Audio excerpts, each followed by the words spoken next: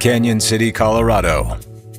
It's a peaceful summer day in this small mountain town, 50 miles south of Colorado Springs. Canyon City is a community of roughly 20,000 people, I think, kind of isolated from the bigger cities.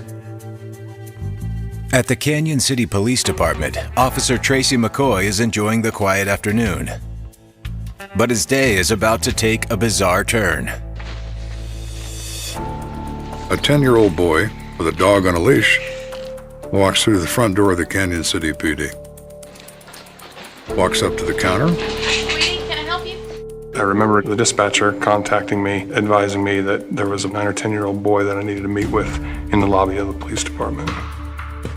He is a completely straightforward young man. Everything's just fine. Life is good. Detective McCoy, how can I help you? He was very smart. He was not shy in any way. Seemed a lot older than his years. He tells him his name. He introduces his dog. The kid says he's from Colorado Springs.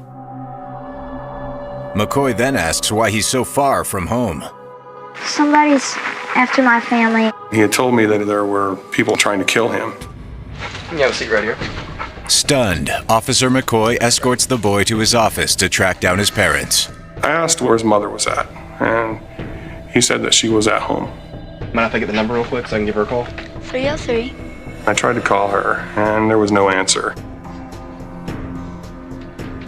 But the boy begs Officer McCoy to try again, insisting his mother is there. So I continued to try, and then at one point, I just let it ring until it stopped ringing, and it went to like a disconnect signal. Let me call the Colorado Springs Police Department real quick.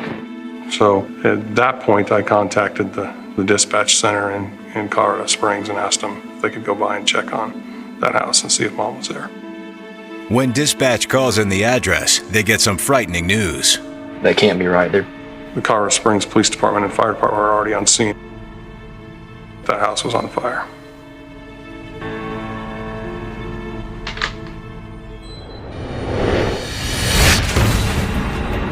Two hours earlier, in the upscale neighborhood of Stratmore Hills, crews respond to a blazing house fire. This was a two-story wood frame house, and we had quite a bit of fire and smoke showing on the front side, and then a lot of fire in the rear of the house.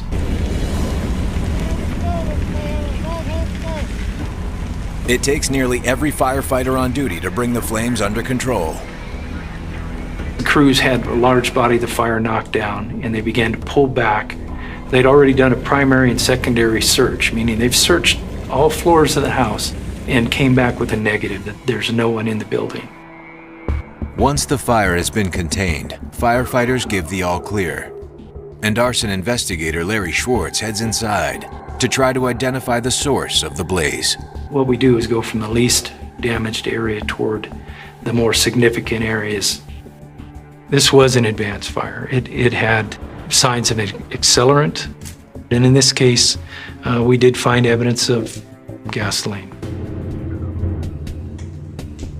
As investigator Schwartz closes in on the fire's point of origin, he makes an alarming discovery. As I'm absorbing that information, I notice just within 2 feet in front of me, a female body.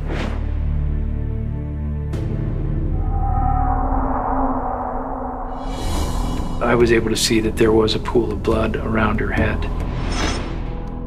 The blood looked as though it was coagulated, which is relevant to that blood pool being on the ground prior to the fire. I immediately went outside, contacted the homicide division, Lt.Joe Kenda, and requested him to dispatch his team for the homicide investigation.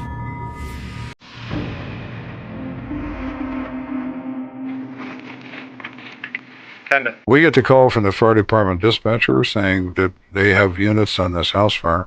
They find a body. Doesn't look right to them. Looks like maybe the body was dead before the fire started. Fine. All right, run away. I take a call team and we head there. Graham, you gotta go right now. Joining Kenda is rookie investigator Derek Graham. I just remember them pointing out and saying, see, there's smoke down there, follow it, that's a homicide scene. And at first I thought, since it was my first day, it was going to be a practical joke, that somebody was just messing with me. And then I realized when I got down there and seen, they're really not kidding. This is actually a homicide scene, and it's going to be my first one, first day in the unit, so sort of baptism by fire a little bit. As Detective Graham looks around, Kenda explains how to manage the chaotic scene. You've got fire trucks, you've got active fire lines, you have EMTs, ambulances, several press vehicles. You have the neighbors who are all outside watching the show. It's always a frantic sort of mess.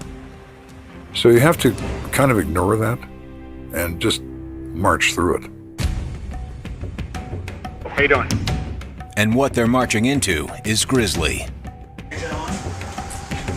The house is horribly damaged from fire. It's an absolute mess. It looks like a bomb went off in there. Larry Schwartz is showing me how there was obviously a disturbance that had taken place prior to the fire based on where things had fallen, like broken glass and stuff. There are a lot of family photos in the house. It looked like just your typical American family, you know, that got along very well. You know, mom and dad and their 10-year-old son. Looking at the family photo, Kenda fears the body count may continue to rise. Is there any chance there's a kid and a man still in there under that damage? Before I make any decisions about who might be responsible, first I have to know what happened. I want to know the enormity of the crime. Is there one victim? Or are there three? Is everybody in here dead? What's going on here? The fire commander comes to me and says, we have done a careful search, and I assure you, there's no one else in this building. One step here. Arson investigator Larry Schwartz leads detectives to the victim found in the basement. Down.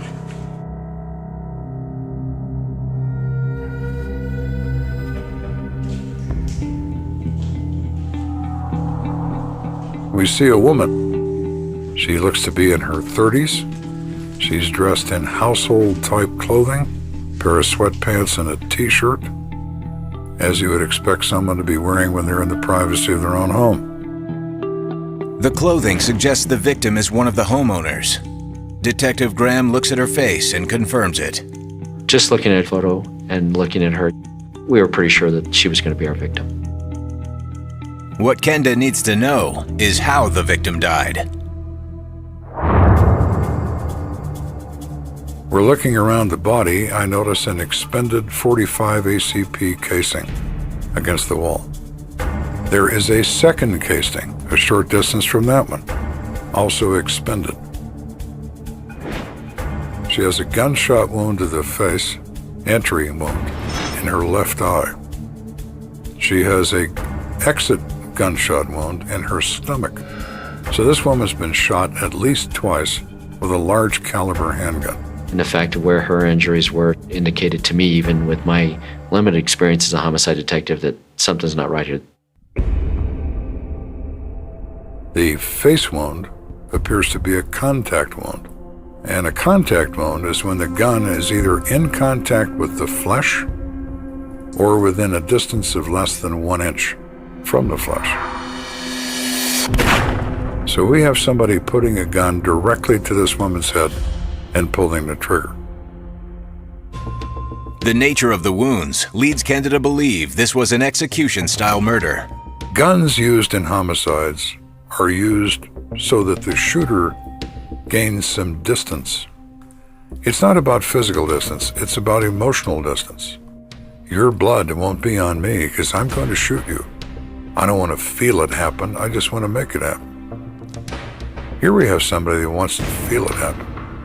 Contact gunshot wound to the face?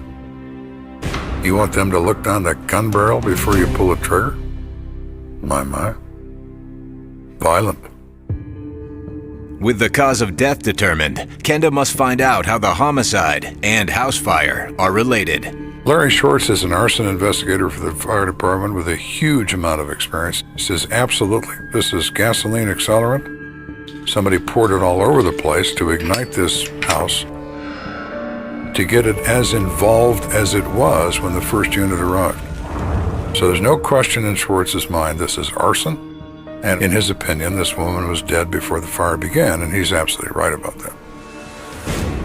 As it's packed tightly into an evidence bag, Kenda glances at the framed photo of this now deceased young mother. His resolve is greater than ever to find her killer. When I looked at that, my thoughts turned, what can I do? I can't change your life, but I can take who did this and put them in prison.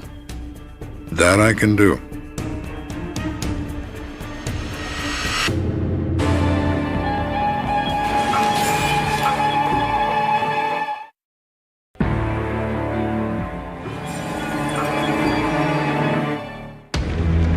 When first responders are called to the scene of a house fire in the affluent neighborhood of Stratmore Hills, they discover a woman brutally murdered in the basement of a family home. Lt.Joe Kenda is in charge of catching her killer, but he has little to work with. Much of the usable evidence has literally gone up in flames. This is a homicide, followed by a concealment fire. They're not unheard of, but they're relatively rare, where someone commits a crime and burns the place to destroy the evidence, destroy the body, destroy something critical that could identify them. Rookie investigator Derek Graham's first case is proving to be a challenging one. It just seemed like this was a very sort of deep, a lot of evil there, that it did concern me that, you know, what kind of individual would do this. Kenda and Graham step out of the charred home only to be greeted by a crowd of press, including local news anchor Ann Irvin. There was all kinds of fire equipment there, but there were also cop cars, which is unusual for a fire scene. And Joe came down the front steps of the house. I said, Why are the detectives here if it's only a fire? Well, this might be weirder than you can imagine.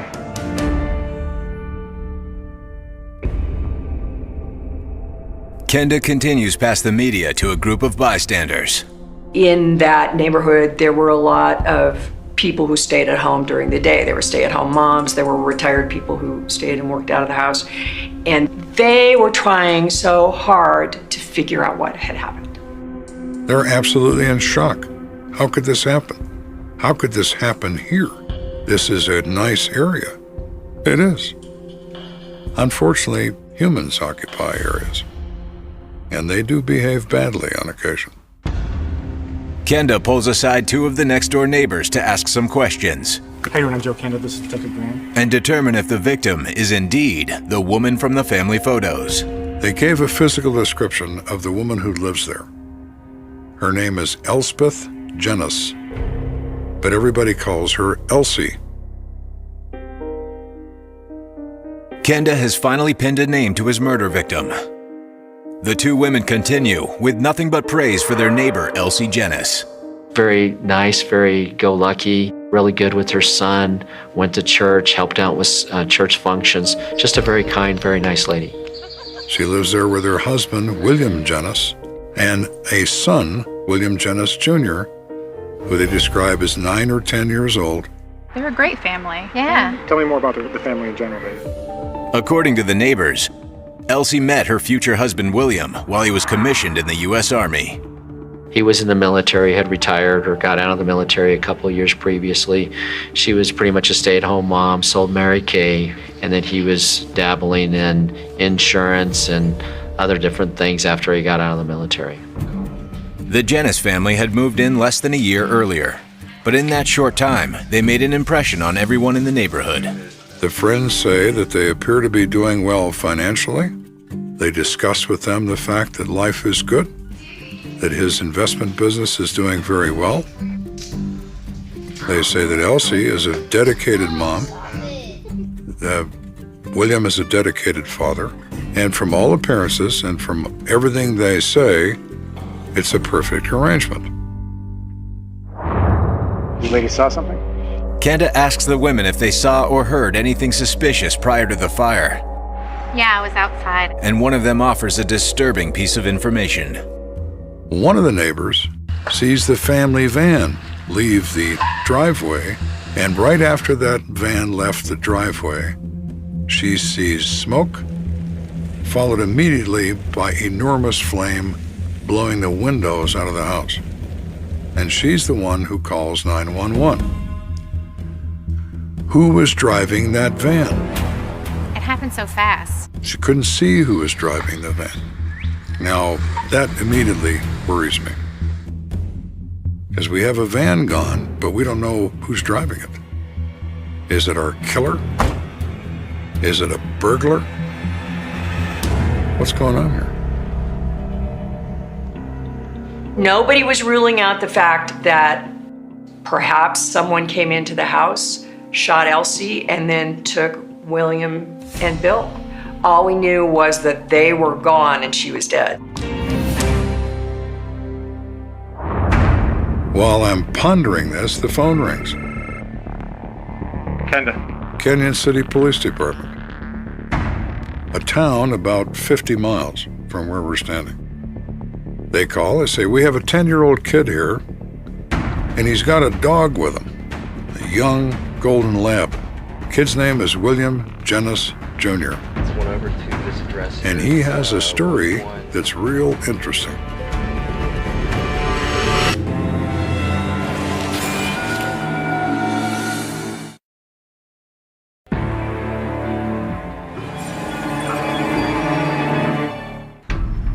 Emergency crews have discovered the body of Elsie Jenness, shot to death in the basement of her fire-ravaged home.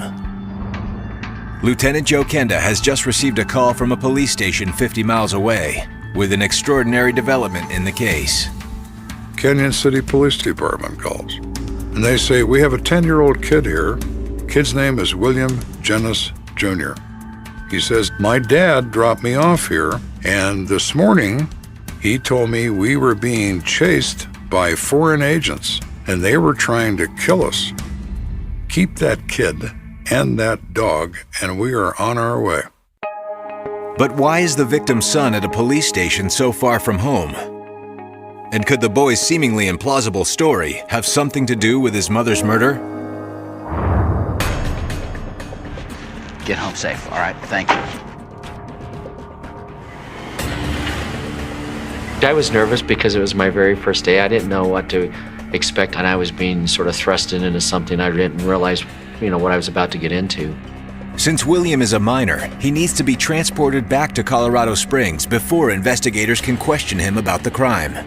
He was 10, so we actually have people specially trained to interview young kids.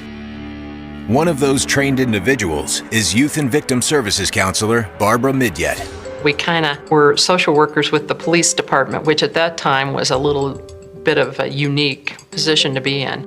I'd never been pulled in on anything that kind of related to this type of situation. An hour later, young William Jenness is brought to the Major Crimes Unit, along with his dog, Kirby. Everybody wants to call the Humane Society and remove the dog. And I said, absolutely not. I'll take this kid home with me and his dog before that happens. This kid's lost enough today. He's not losing his dog, too. Hi, William. Hi. My name is Barbara. Oh, he was a very sweet kid. I mean, very sweet, very intelligent. Very early on, we became aware of he really didn't know what was involved or what the real truth was about what was going on with the family situation. Kenda and Barbara question young William in a private interview room. So we showed him the camera. It was behind a two-way mirror. We said, it's going to be the three of us in here sitting and talking. And since you were there, your account or your story of what happened is very important. I just want you to tell me exactly what you told the other police officers about what happened today. William recounts the bizarre story he told Officer Tracy McCoy earlier that day. We were in our house. It was me and my dad. William is very articulate, and he tells us exactly what he tells the Canyon City PD. Exact same story. He talked about his dad being a special agent, a secret agent, and some people were after them, and that it would be critical that they leave. My dad got me in the car with my dog. My dad came out and said, take Kirby with you and get in the van. So I got in the van with the dog, and we drove away. According to William, as they headed south, his father explained that for the boy's protection, he would drop him at the Canyon City Police Department with specific instructions. Hey, don't forget what I told you. He told me to tell you what's happening and to tell you that he's going to go east from here to draw the assassins away from me. I have this index card. Has some numbers. On this index card are both sets of grandparents' names and phone numbers. And he says, my dad gave me this 2 days ago and said I might need it. At first, Kenda is skeptical. Perhaps the story is a figment of the young boy's imagination. I'm running this through my head, and my conclusion is pretty obvious. So Dad is the victim of 007. Oh, please. Considering Dad's senior position in the military, Kenda can't help but wonder if little William's story might hold some clue as to what really happened. Initially, all we knew was he was in the Army and he took an early out. What we didn't know is what his specialty was. Looking into William Sr.'s background, detectives make a startling discovery. They dig into this guy's 15 years in the Army. They determine that he is an intelligence officer. He did have a clearance beyond top secret, and he had access to compartmentalized information. Compartmentalized information is truly secret information, pieces of information that could be a critical secret of the government. So is it possible that a foreign agent or a black ops thing sponsored by our own government believed that he had something like that in his possession?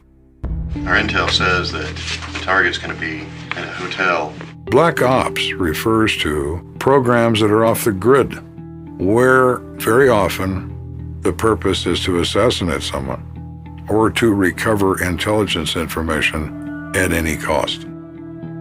It is entirely possible that a group of government agents are willing to kill him and his family to recover compartmentalized information they believe he has in his possession. Detectives also learn that William Jennis was working at one of the most secure bases in the country. While active military, he had been stationed up at NORAD, which requires a lot of clearances to get in.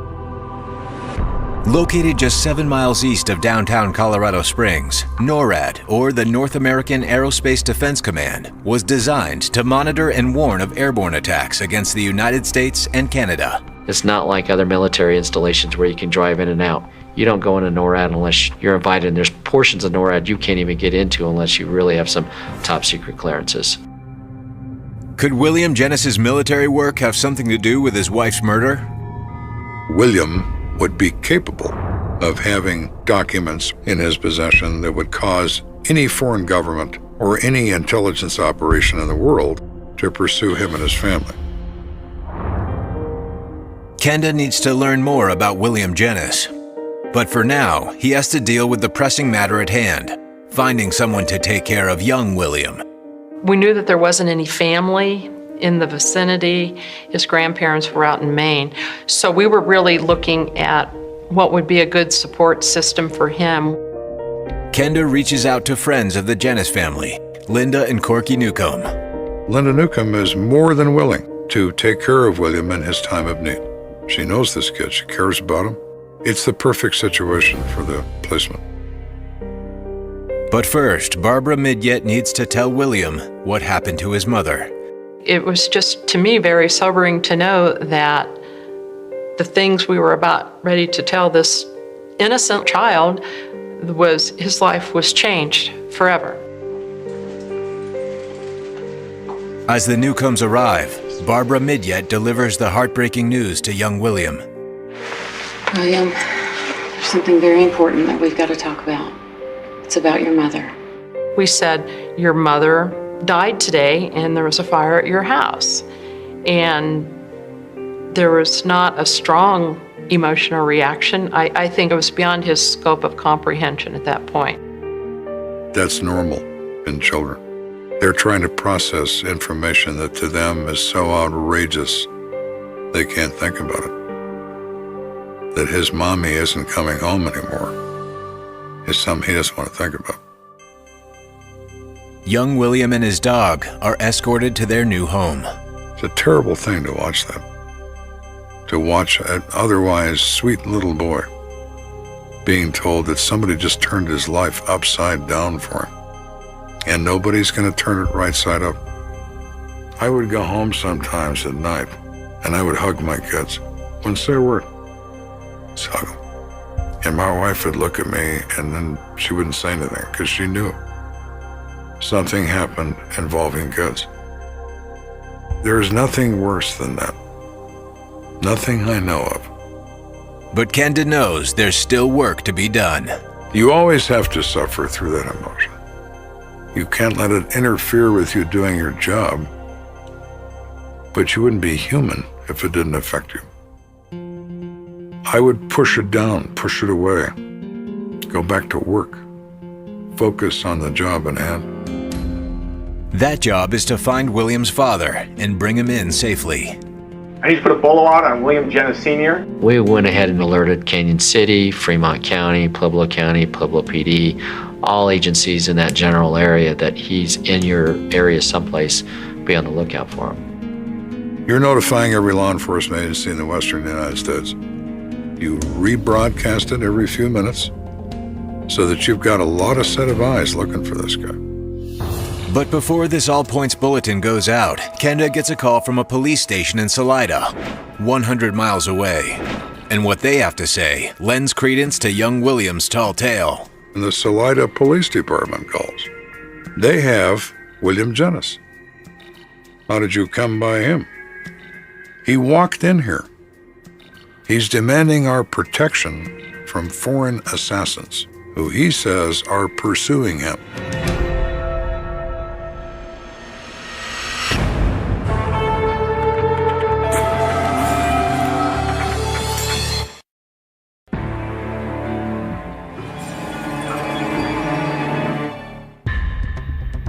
"36-year-old Elsie Jennis was found dead in the basement of her burned-out home.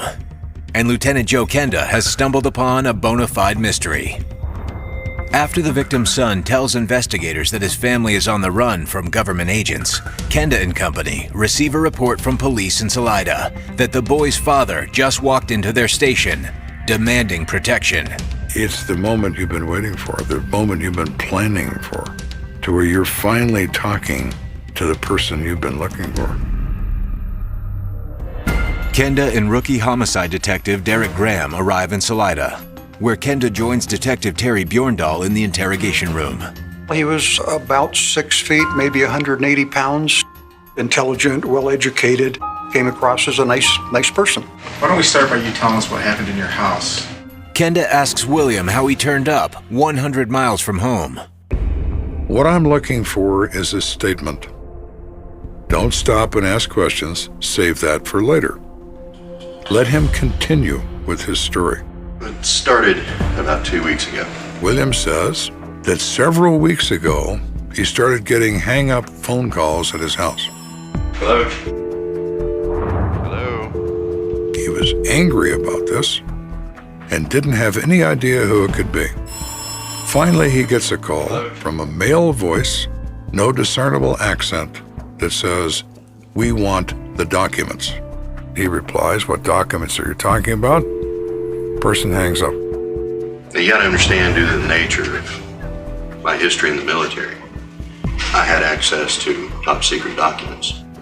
He did mention that he was involved in black operations and that he had a secret clearance and worked at NORAD. He is convinced that they are convinced he has something they want, and they're willing to kill to get it. According to William, the calls begin to increase in frequency, which sets his entire family on edge. I don't know who this is, but don't call back anymore. Hello? Elsie receives a number of these calls and finally gets so annoyed that she yells at the caller and tells him to not call and drop dead and f*** off. Desperate to get away from the harassment, William decides a father-son camping trip might be a nice distraction. We were loading up the van, getting everything packed, and I went inside to say goodbye to my wife. But as William goes to kiss his wife goodbye, he hears something that stops him in his tracks. When he said he came back into the house, he heard a male voice downstairs with his wife. It was that same voice that he had heard on the phone. William walks down to the basement to investigate and is shocked by what he finds. He sees a man who he describes in his 40s, very fit, very trim, wearing a full-face plastic see-through mask, something like a hockey mask, but it distorts his face. He couldn't identify him, but he did say that he thought the voice sounded similar to the voice that he had heard on the telephone. Where's the file? I don't know what you're talking about. Where is the file? I don't know. Don't move! This person is armed with a .45 semi-automatic pistol and has it pointed at his wife. I don't know. Where's the file? I don't know what file you're talking about. Don't move!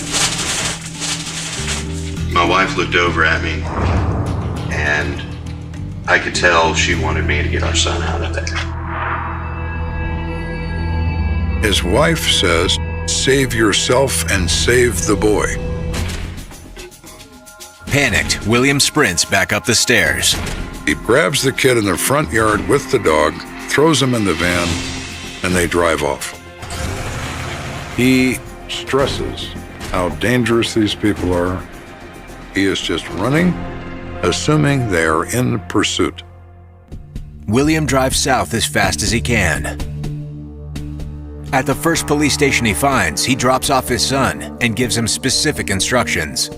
When I let him out of the van, I gave him a 3x5 card with family information. And on the off chance they were going to follow me, I came here.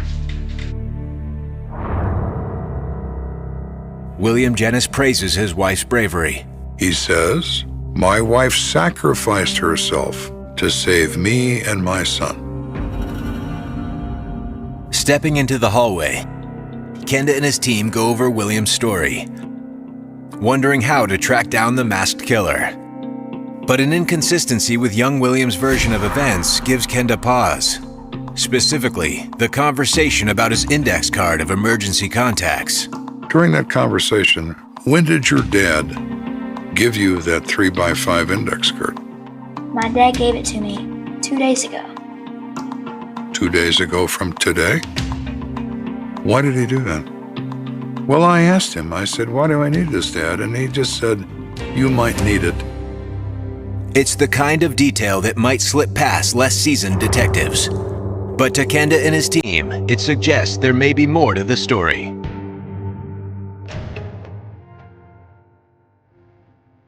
Bill, get a little brownie. We didn't get specific with him.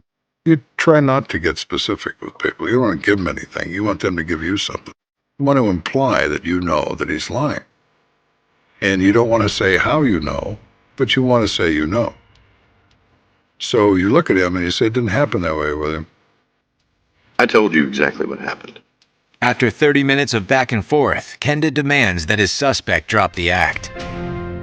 You listen to William Jennis, an adult male who is intelligent, who is a college graduate, who's just told you this story. You don't say it out loud, but you think to yourself, the only thing William left out was the part where the dog ate his homework and the elephant stepped on his science project. So let's try this again. But what William Jennis says next is even more bizarre and more sinister than Kenda ever thought possible. Somebody once said the unpredictability of human behavior is widely known.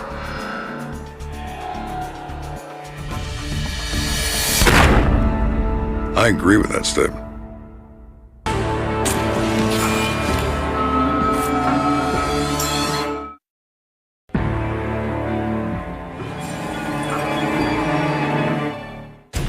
Young mother Elsie Jennis was discovered in the basement of her Colorado Springs home with a contact gunshot wound to the face. The investigation has led Lt.Joe Kenda to the Salida police station, over 100 miles away. Elsie's husband William claims that he and his family are the victims of rogue government agents. But Kenda and his team have discovered an inconsistency between William's story and his son's. When did your dad give you that 3x5 index card? 2 days ago. 2 days ago from today? Yes. Why did he do that? He had already written it out and told his son about it. He'd already planned out what was going to happen to her that day. It was premeditated. Now Kenda thinks the story about rogue agents is completely fabricated. He finally realizes that we're not believing him. He then decides, and you can see it in his face, he just decides, okay, let me tell you what's going on. Yeah, that'd be good, William. That would be good. Because what you're telling me is bullshit. I'd had enough. William Jennis Sr. finally changes his tune. He begins to explain that he has had nothing but financial trouble since he left the Army. He did get a $70,000 payout, and he managed to lose it in the stock market. Lost it all. He then lost their savings. He then borrowed a great deal of money from his parents, and he lost that. They were approaching financial destruction. As the family's money troubles mounted, so did Elsie's frustrations with her husband. How are we gonna pay these? Don't worry about it, okay? Don't worry about it. Somebody. As the financial stress in the relationship started, that's when there started to be domestic issues between him and his wife. They just continued to snowball, and he had complained to people about Ellie being upset with him because he didn't get a job, he wasn't making money, he wasn't supporting the family, which caused him a lot of stress. His wife became increasingly distressed, demanding he do something about this. Get a job, get something happening, go back in the Army, do something to save us. He said that he couldn't think of anything to do. I was taking my son away to try to have some kind of a break. Jennis says he decided to take his son on a camping trip to get away from the pressure. After packing the car, William headed down to his office to finish some last-minute business. Elsie confronted him, You are so lazy. wanting to know why he was taking time off when the family needed him to earn money. You haven't even touched it. Said, I just got sick and tired of her nagging me. So I got my gun out of the desk.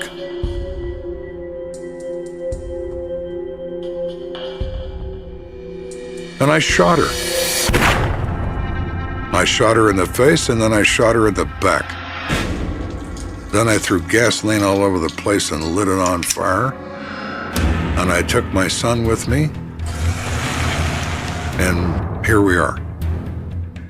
And you invented this story about foreign agents and so on? Well, I had to think of something. And the fact that he had already done all that, loaded up the car, got his son in the car, set the stage for as if they were going to leave, really leads us to believe, this was really thought out. Kenda and his team are struck by not only the premeditation, but by the extreme violence of the act. Putting a gun to her eye, contact wound to the eye, he wants her dead. That is very brutal. He wanted to make sure he carried out what he started. After he dropped William Jr. and his dog off in Canyon City, Jennis drove west along Highway 50. Somewhere between Salida and Canyon City, he threw his .45 caliber handgun into the Arkansas River. Kenda knows that finding the murder weapon will be an impossible task. That river moved 50-pound rocks, let alone a 28-ounce gun. So it becomes an exercise in futility to try to find it. William's confession, however, will be more than enough to convict him. He did write out a 2-page confession. We transported Bill back to Colorado Springs, finished our booking paperwork, and he was taken to El Paso County Jail. With the guilty party behind bars awaiting sentencing, Kenda and his team are left wondering, what would drive this unassuming man to kill his wife of 14 years? A lot of this, I think, is just a financial situation where people become overwhelmed with their financial position in life. They don't know what to do, and homicides unfortunately occur very fast, and 5 seconds changes somebody's life forever. You always try to put yourself in the killer's mind, and you're always unsuccessful at that. Who would do this Who would kill in such a cold way? Who would orphan a child because you're annoyed with your wife? Because she questions the fact that you're an idiot? What is that? And more importantly, what are you? I have no idea. And I don't think Elsie ever knew either.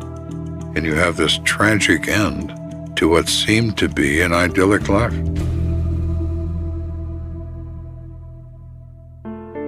After much deliberation, the district attorney allows William Jennis to plead guilty to second-degree murder.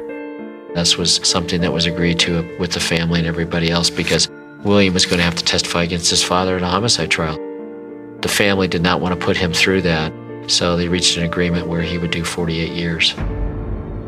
William Jennis is sent to prison, but his actions have left an indelible mark on those around him, especially his own son.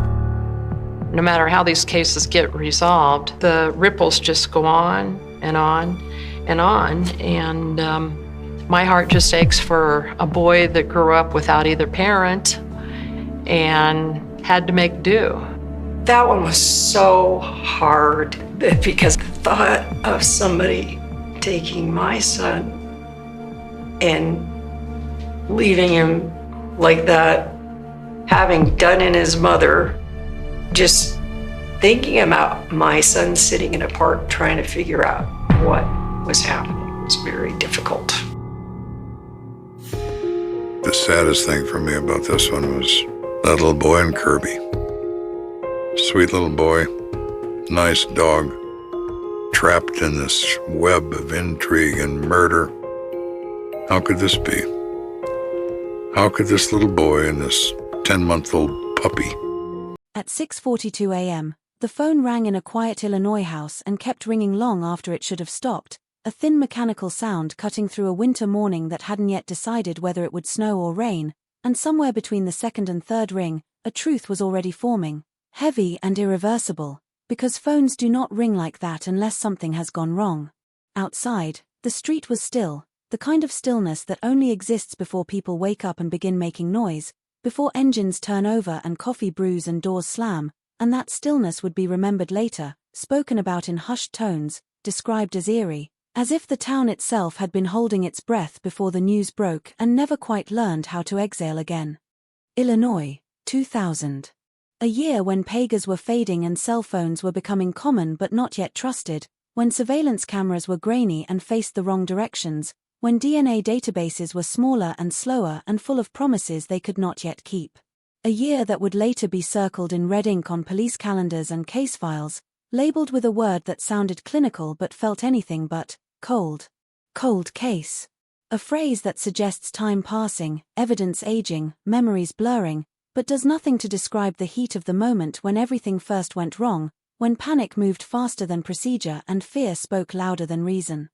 The scene was unremarkable at first glance. A parked car on a residential street. No shattered glass. No twisted metal. No screaming witnesses spilling into the road. Just a vehicle sitting slightly crooked at the curb, as if the driver had been in a hurry, or distracted, or interrupted mid-thought. Inside, nothing obvious appeared out of place. No blood splatter. No signs of struggle. The keys were there. The purse was there. The wallet was there. The person was not. And that absence, that impossible emptiness where a human being should have been, would become the most violent detail of all. The victim was ordinary in the way that makes a crime more unsettling. A familiar face. A routine life. Someone seen often enough to blend into the background of the community's daily rhythm. A person who followed habits. Drove the same routes. Spoke to the same people. Lived inside patterns that made sense. Patterns that, on that morning, broke without explanation. Friends would later say there was no reason to disappear. Family would say there were no warnings, no fights, no debts, no threats. Co-workers would replay their last conversations again and again, searching for meaning in casual words that had seemed meaningless at the time. Police arrived quickly, because Illinois towns know how to respond to emergencies, and because a missing adult under strange circumstances still triggers alarms even in places where violent crime is rare. They walked the perimeter. They knocked on doors. They asked neighbors if they had heard anything unusual, seen anything suspicious, noticed a strange car, a stranger lingering too long. The answers were mostly the same. No. No. No. Just the sound of a dog barking sometime in the night. Just headlights passing by. Just a door opening, a door closing, nothing that stood out enough to interrupt sleep. The first hours mattered. Everyone knew that. The detectives said it out loud. The family felt it in their bones. The first hours were when a trail might still be warm, when footprints might still exist, when someone might remember a detail not yet overwritten by routine. But those hours slipped away quickly, devoured by uncertainty, by the simple fact that there was no clear direction to run. No body to examine. No weapon to analyze. No crime scene tape snapping in the wind. Just questions stacked on top of questions, forming a structure so unstable it threatened to collapse under its own weight. By noon, the story had reached local radio. By evening, it was on television. A photo appeared on the screen, smiling, approachable, painfully normal. Viewers were asked to call if they had any information, any memory, any detail that might help. The number flashed beneath the image, and the phone lines lit up with tips that ranged from hopeful to delusional. Someone thought they saw the person at a gas station miles away. Someone else claimed a similar car had been following them weeks earlier. Another caller insisted the answer lay with a co-worker, or a neighbor, or a family friend. Each tip was logged. Each was checked. Most went nowhere. Investigators reconstructed the last known movements with the tools available to them at the time. Time-stamped receipts. Witness statements. Phone records that provided less data than people now take for granted. They charted the final hours on a board, drawing arrows and circling times, trying to create a narrative that would explain how a normal day had fractured into something unrecognizable. But narratives require anchors, and this case floated. The victim had left one place and never arrived at the next. Somewhere between those 2 points, the story vanished. Rumors began almost immediately. In towns like this, silence invites speculation. People whispered about secret relationships, about hidden sides of the victim's life that no one wanted to acknowledge. They speculated about random violence, about someone passing through, about a wrong place at the wrong time scenario that offered no comfort because it meant it could happen to anyone. Parents walked their children to school longer than usual. Doors were locked earlier in the evening. Familiar streets felt altered, charged with a sense that something unseen had moved through them and might do so again. Weeks passed. Search teams combed nearby fields and wooded areas. Volunteers formed lines, eyes trained on the ground, hoping not to find anything and fearing that they would. Helicopters traced slow circles overhead. Dogs were brought in, noses pressed to the earth, following scents that faded and split and disappeared. Every discovery raised hope and dread in equal measure. Every non-discovery drained both. The weather changed, and with it the landscape, burying potential evidence under layers of snow, then mud, then new growth that made the old terrain unrecognizable. The investigation expanded, then stalled. Leads dried up. Witnesses recanted or realized they had misremembered. Alibis held. Suspicions shifted. Detectives changed shifts, changed assignments, retired. Boxes of files grew thicker. The case number remained the same. Cold case units were mentioned, then postponed, then quietly moved to the side as newer, louder crimes demanded attention. But the absence did not fade. It lingered in empty chairs at family gatherings, in unanswered questions at community meetings, in the way people still lowered their voices when they mentioned that year. There were moments that felt like breakthroughs. A strange tip from out of state. A partial match in a database that turned out to be nothing. A witness who came forward years later, claiming to remember something they had been too afraid to say before. Each moment reignited the community, pulling the case back into the light, if only briefly. Headlines returned. Old photos resurfaced.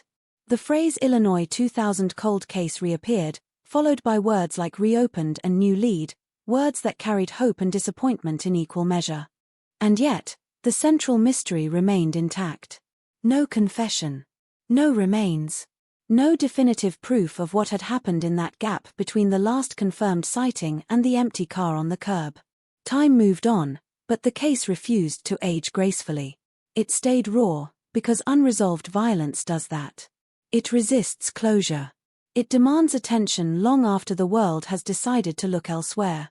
By the end of that first year, the town had learned how to live with the unanswered questions.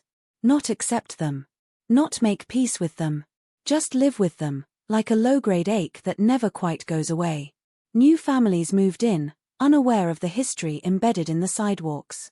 Children grew older, hearing the story secondhand, as a cautionary tale told without details. But for those who remembered the morning the phone rang, the memory remained sharp, a dividing line between before and after. Illinois, 2000, did not become famous for this case. It did not turn into a documentary overnight. It did not attract national attention in the way some mysteries do. Instead, it settled into something quieter and more disturbing. A local wound, poorly healed, reopened every time someone asked the simplest question of all, the one no one could answer then and cannot answer now, the question that still echoes in police files and family homes alike, suspended in time, waiting for a truth that has not yet surfaced. The second month arrived without ceremony, slipping in quietly the way unanswered questions always do, and by then the investigation had already learned its most painful lesson: nothing ages faster than urgency. The flashing lights were gone from the street where the car had been found. The tape had been peeled away. Life, on the surface, had resumed its shape, but underneath it all ran a current of unease, a sense that the town had been altered by something it could neither see nor name. Detectives returned to their desks each morning, coffee cooling beside stacks of reports, reading and rereading the same lines, the same timelines, the same gaps that refused to close. They focused on routine, because routine is where truth often hides. The victims' habits were mapped with obsessive care. What time they woke up, where they usually bought gas, which roads they avoided, which shortcuts they preferred. Investigators spoke to people who had shared nothing more than a passing nod, a polite greeting, a transaction lasting seconds, believing that even the smallest interaction might carry weight now. A cashier remembered a smile. A neighbor remembered a wave. A coworker remembered a comment that, at the time, had meant nothing at all. But routine, once broken, can be deceptive. The day of the disappearance looked normal on paper. No deviations that screamed danger. No appointments cancelled. No calls unanswered until it was already too late. It was the kind of normalcy that mocks investigators, because it suggests the unthinkable happened in plain sight, without warning, without spectacle. Somewhere along a familiar route, something interrupted a life mid-motion, and whatever that something was, it left no obvious trace behind. The car itself became a focal point, examined and re-examined under different lights, by different hands, at different times. Forensic techniques in 2000 were precise but limited, capable of finding what existed but helpless against what did not. Fibers were collected. Smudges were lifted. Every inch of the interior was documented. The results came back clean. Too clean. No foreign DNA. No signs of forced entry. Nothing that pointed definitively to violence, yet nothing that explained voluntary disappearance either. The car sat in evidence, mute and uncooperative, a silent witness refusing to testify. Investigators debated scenarios late into the night. Abduction? Possible, but where was the struggle? Voluntary disappearance? Unlikely, given what was left behind. Accident? No debris, no damaged guardrails, no reports of crashes along the route. Each theory required assumptions that felt increasingly strained. Each explanation opened new questions that led nowhere. It was as if the case existed in a vacuum, untouched by cause and effect. As weeks turned into months, attention shifted to people. It always does. Anyone with proximity became a point of interest, whether they wanted to be or not. Friends found themselves answering the same questions repeatedly, their words scrutinized for inconsistencies that might not exist. Family members lived under a microscope, their grief parsed and judged by strangers who mistook composure for guilt and despair for performance. In small towns, scrutiny spreads quickly, and suspicion can be as contagious as fear. One name surfaced more often than others, whispered rather than spoken aloud. A person whose timeline had a gap. A person whose relationship with the victim had been close enough to matter but distant enough to hide secrets. Detectives followed that thread carefully, aware of how easily an investigation can derail when intuition outweighs evidence. The alibi held, barely but sufficiently. The trail cooled. The name faded back into the background, leaving behind only resentment and a lingering sense of what if. Meanwhile, the town adjusted in subtle ways. People checked on each other more often, not out of warmth but out of vigilance. Strangers were noticed. Unfamiliar cars were remembered longer than they should have been. Parents rehearsed safety rules with their children, rules that felt abstract until they didn't. The disappearance had become a reference point, a moment people returned to whenever they discussed danger, trust, or the illusion of safety. Law enforcement reached outward, beyond county lines, sharing details with neighboring jurisdictions, hoping for overlap, for a similar case, for anything that suggested pattern rather than anomaly. Bulletins were circulated. Databases were searched. But the year 2000 was a threshold, a time when information moved faster than before but still slower than it needed to. Cases like this slipped through the cracks between systems, not lost, but suspended, waiting for a future tool or a future witness to pull them back into focus. The media coverage softened but never vanished. On anniversaries, the story resurfaced. Old footage replayed. Old interviews were rebroadcast. The same photograph appeared on screens again, now framed by the words still missing, words that carried more weight with each passing year.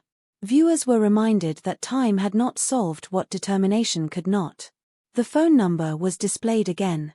The calls came again. Fewer this time, but still enough to keep hope flickering. Privately, investigators wrestled with doubt. They questioned their early assumptions. They wondered if they had missed something obvious in the chaos of those first days. A door knocked too late. A witness dismissed too quickly. A piece of evidence misinterpreted or overlooked. These doubts were rarely spoken aloud, but they lingered, shaping the way the case was handled, revisited, and preserved. By the third year, the file had become thick enough to intimidate new eyes. Cold case status was discussed openly now, no longer whispered like a defeat but acknowledged as a reality. The case was not abandoned, but it was no longer urgent in the way fresh crimes demanded to be. It existed in a different category, one defined by patience, by the long game, by the belief that time, which had taken so much, might eventually give something back. And yet, time was not kind to memories. Witnesses aged. Details blurred. Confidence eroded. What had once been certain became approximate, then questionable. The human mind is not designed to preserve clarity indefinitely, and the case suffered for it.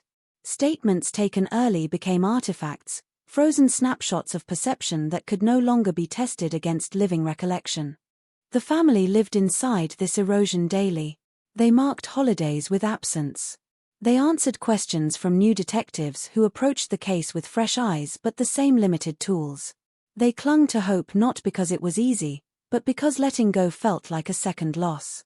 They learned to speak in conditional language, to say if instead of when, to imagine outcomes without committing to any of them fully. Then, years later, a development hinted at movement. Not resolution, not clarity, just motion. A tip arrived that did not fit the old framework, suggesting the disappearance might not have ended where everyone assumed it had. It implied distance. Travel. A broader scope than the town had ever considered. Investigators revisited maps, drawing circles wider this time, pushing past familiar borders into unfamiliar territory. The lead was chased with cautious optimism, the kind that comes from experience. It produced documents, interviews, theories. It also produced disappointment. The connection unraveled under scrutiny, another thread snapping under pressure. The case settled back into its familiar posture, unresolved, resistant, heavy with unanswered questions. Still, something had shifted. The idea that the truth might lie far from where the story began changed the way people thought about the disappearance. It reframed the mystery, transforming it from a local tragedy into something potentially larger, more complex, more disturbing. The absence was no longer confined to one street, one car, one morning. It stretched outward, across years and miles, into places no one had thought to look before. As the decade turned, Illinois carried the case with it, quietly, persistently. It became part of institutional memory, a file that was never destroyed, never closed, never allowed to fully disappear. Detectives who had not been there in 2000 read about it as history, yet felt its weight as if it were happening now. They spoke the same names, examined the same photographs, stared at the same blank spaces where answers should have been. And somewhere beneath all of it, beneath the paperwork and the theories and the slow grind of time, the core truth remained unchanged. A person had vanished, and no amount of procedure or patience had brought them back. The case did not end. It did not resolve. It waited, suspended between what was known and what might one day be revealed, casting a long shadow over the town that first felt its impact and over everyone who would ever try to understand what really happened in Illinois, in the year 2000. By the time the case entered its second decade, it no longer felt like an investigation so much as a presence, something that lingered in the background of every official briefing and every casual conversation about unresolved crimes. New detectives inherited the file the way one inherits a family secret, heavy with context, impossible to ignore, and resistant to quick understanding. They opened boxes that smelled faintly of paper and dust, lifted folders thick with handwritten notes and fading photographs, and felt the same chill their predecessors had felt years earlier when they realized how little there was to hold on to. Technology had changed. That much was obvious. Databases were larger. Software was smarter. DNA analysis could now do things that would have seemed like science fiction in 2000. And with that change came renewed hope, cautious but persistent. Evidence was pulled from storage and re-examined. Old samples were tested again, this time with more sensitive methods. The car, still preserved like a relic, was brought back into focus, its surfaces scanned with techniques that hadn't existed when it was first impounded. Investigators leaned in close, as if proximity alone might coax the truth out of hiding. But progress is not the same as answers. The tests produced data, not revelations. Partial profiles that matched no one. Results that narrowed possibilities without eliminating uncertainty. The case refused to be simplified, refusing the neat resolution that advancements often promise. Each new tool illuminated the absence rather than filling it, highlighting just how thoroughly whatever had happened had erased itself. Attention turned again to timelines, those fragile constructs built from memory and approximation. Detectives reconstructed the final day minute by minute, comparing notes across decades, cross-referencing statements that had been taken years apart. Discrepancies emerged, small but unsettling. A time remembered differently. A location placed a few blocks off. Individually, they meant little. Together, they suggested that the official narrative might have been flawed from the beginning, shaped by assumptions made under pressure and never fully corrected. One theory began to gain traction quietly, discussed behind closed doors rather than in press conferences. It suggested that the disappearance might not have been sudden, not a single explosive event, but something more deliberate, more controlled. An encounter that did not escalate immediately. A decision made under duress rather than impulse. It was a theory that fit the lack of visible violence, the intact belongings, the clean car. It was also a theory that unsettled everyone who heard it, because it implied time, and time implies opportunity for choices that cannot be undone. Old acquaintances were contacted again, their voices older now, their patience thinner. Some cooperated willingly, eager to help, desperate to unburden themselves of memories that had aged into guilt. Others resisted, citing fatigue, frustration, or the belief that the past should remain buried. A few had moved away, rebuilt their lives elsewhere, only to find the case following them, resurfacing in phone calls and letters that reopened chapters they thought were closed. The community reacted differently this time. There was less shock, less collective urgency, but a deeper, quieter unease. People had learned that unresolved cases do not fade, they wait. They had learned that answers, when they come, often arrive distorted by time. And they had learned that the truth, whatever it was, might implicate someone they had known for years, someone they had trusted, someone who had lived among them unnoticed. Media interest flared again, driven by anniversaries and the promise of new forensic angles. Podcasts mentioned the case in hushed, reverent tones. Online forums dissected details with obsessive intensity, strangers debating theories late into the night, constructing narratives that sometimes bordered on fiction. Some of these outsiders noticed patterns locals had missed. Others introduced noise, speculation that complicated an already fragile investigation. Detectives monitored it all, aware that public attention can both help and harm. Then came a statement. Not a confession, not a breakthrough, but a statement that reframed everything. A witness, previously unknown to the investigation, came forward with information they claimed to have carried for years. They spoke of a conversation overheard long ago, words exchanged in confidence, words that had seemed unimportant at the time but now echoed with significance. The statement suggested motive. It suggested planning.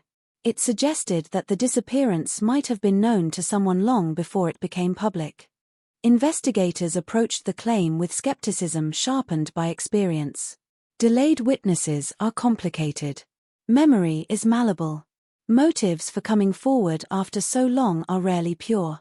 And yet, parts of the statement aligned with known facts in ways that were difficult to dismiss. Details matched. Timelines overlapped. For the first time in years, the case felt less like a circle and more like a narrowing spiral. They followed the lead carefully, methodically, aware that one misstep could contaminate whatever truth lay beneath. Interviews were conducted. Records were pulled. Alibis were tested against new data. The process was slow, deliberate, burdened by the weight of years and the knowledge that this might be the last real chance to get it right. Every decision was scrutinized. Every conclusion provisional. The deeper they went, the more resistance they encountered. Doors closed. Phones went unanswered. Legal barriers emerged where cooperation had once been promised. It became clear that time had not only eroded memories but fortified defenses. People had built lives atop whatever they knew or suspected, and those lives did not welcome disruption. The investigation pushed forward anyway, driven by a sense that retreat would mean surrender. Still, the case refused to resolve. The statement, compelling as it was, stopped just short of proof. It pointed, but it did not land. It raised questions it could not answer. It added another layer to an already complex story, thickening the fog rather than lifting it. The spiral tightened, then stalled. For the family, the resurgence was both blessing and burden. Hope returned, sharper than before, accompanied by fear of another disappointment. They attended meetings, answered questions, revisited memories they had learned to compartmentalize. Each conversation reopened wounds that had never fully healed. Each promise of progress carried the risk of collapse. As the investigation slowed again, a familiar pattern emerged. Resources shifted. Attention drifted.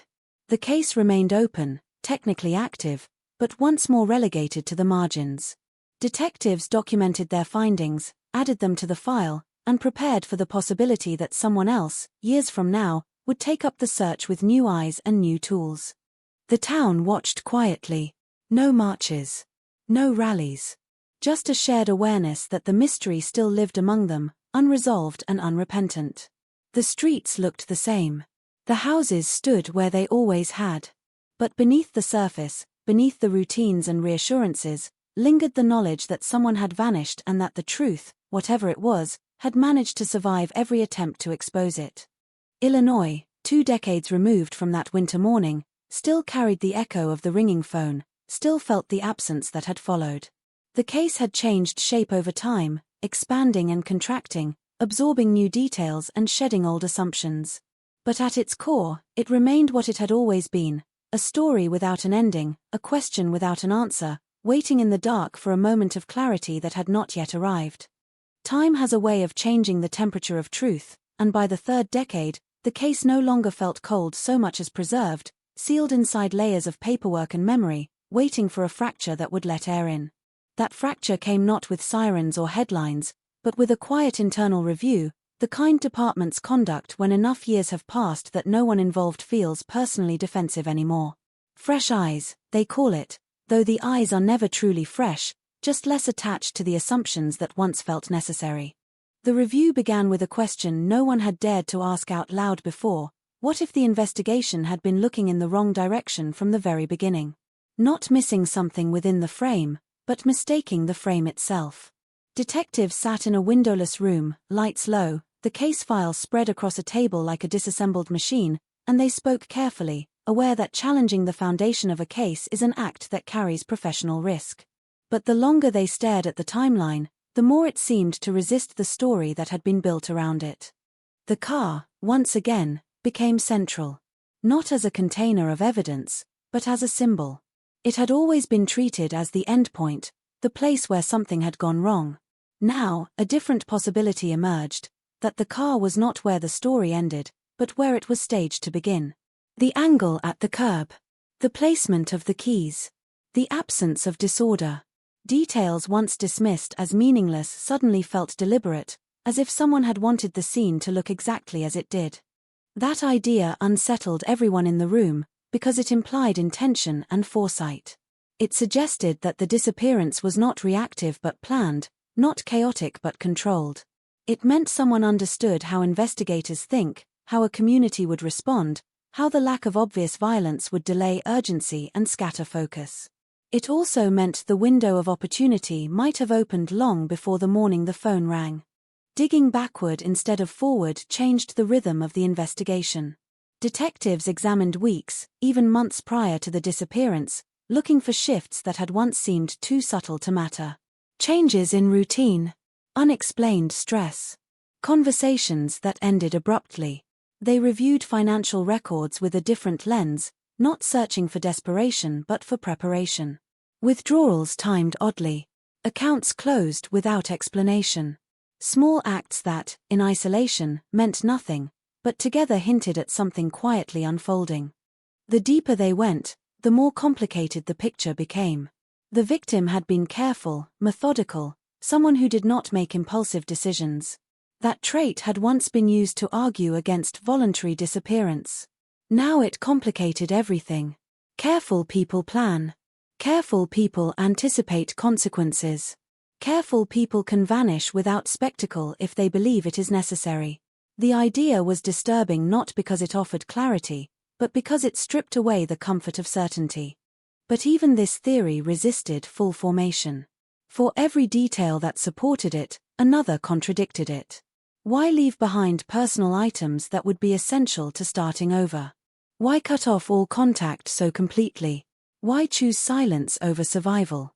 The questions piled up, sharp and unanswered, eroding confidence as quickly as it built it. Then there was the matter of the phone records. Long considered unhelpful due to their limitations at the time, they were revisited with modern analytical tools, patterns teased out of what had once looked like static. Analysts noticed something subtle, a gap where there should not have been one. A brief window of inactivity that did not align with known habits. It was not proof of anything, but it was strange enough to matter. Strange enough to suggest an interruption, or a choice, made in a narrow slice of time no one had paid attention to before. That slice became the focus. Investigators zoomed in on it obsessively, reconstructing possible movements, possible encounters, possible decisions. They mapped who was where, who could have crossed paths, who had reason to be in that place at that time.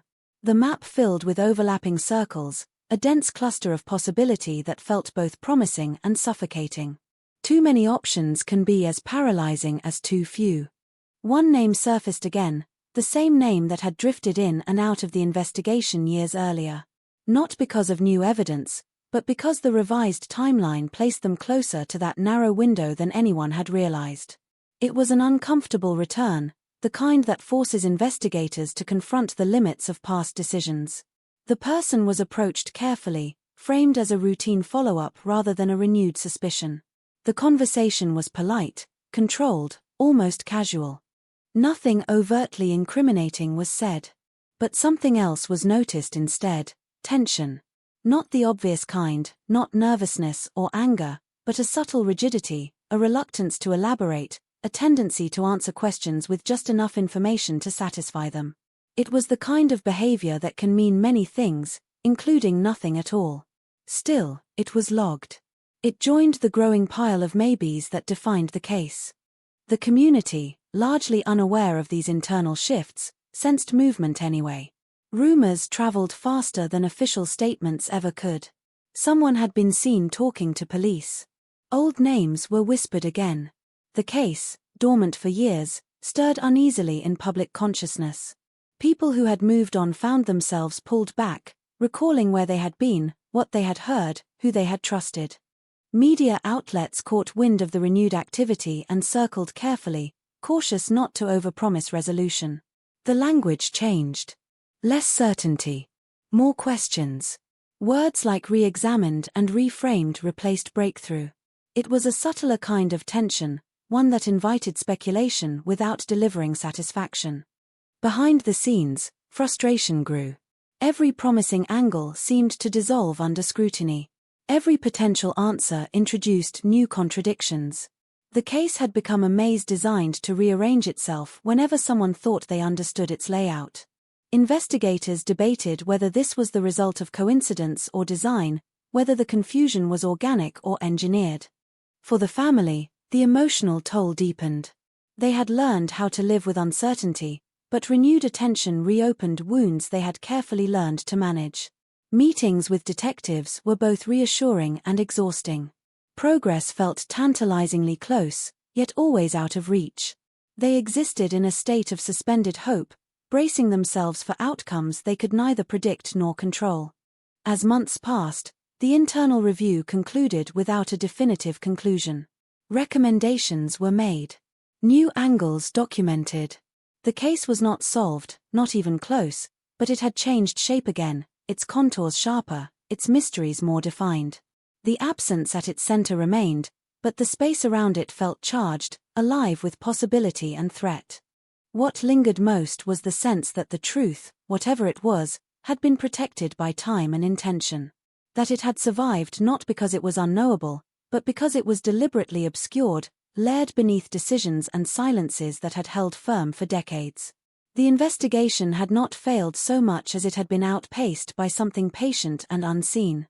Illinois carried on, as it always had, but the case persisted as a quiet undercurrent, a reminder that not all stories move toward resolution.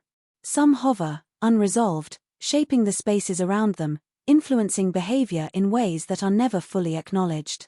The disappearance from 2000 was no longer just an event. It was a presence, woven into the fabric of the town, waiting for a moment when the balance between silence and truth might finally shift. The pressure did not explode all at once. It seeped in slowly, the way doubt does, through cracks no one realized were there, until the investigation felt less like a pursuit and more like a standoff. Detectives began to sense that the case was no longer resisting them passively. It was pushing back. Every inquiry triggered a reaction somewhere else, subtle but measurable, as if unseen hands were adjusting pieces just out of sight. What unsettled them most was not what they found, but what moved. Records that should have been easy to retrieve took longer than expected. People who had once been cooperative now asked for lawyers. Memories hardened. Stories simplified. It was as though time had not only preserved the mystery but trained it, teaching it how to survive scrutiny. This was no longer just about what happened in 2000. It was about what had happened in the years since, about the decisions made to keep certain things quiet. One investigator put it bluntly during a closed-door meeting: someone had lived a long time with this. That statement landed heavily in the room. Because living with a secret for decades changes a person. It shapes their routines, their reactions, their tolerance for risk. It teaches them when to speak and when to remain silent. If that was true, then the case was not chasing a moment in the past. It was circling a presence in the present. The narrow window in the timeline became narrower still. Analysts isolated it down to less than an hour, a fragile slice of time during which the victim's path intersected with possibility. Traffic patterns were reconstructed. Weather conditions rechecked. Even mundane variables like school schedules and shift changes were factored in, anything that might explain who was where and why. The picture that emerged was claustrophobic. Too many people passed through that hour. Too many opportunities. Too many ways for something to happen without anyone noticing. And yet, one detail refused to disappear.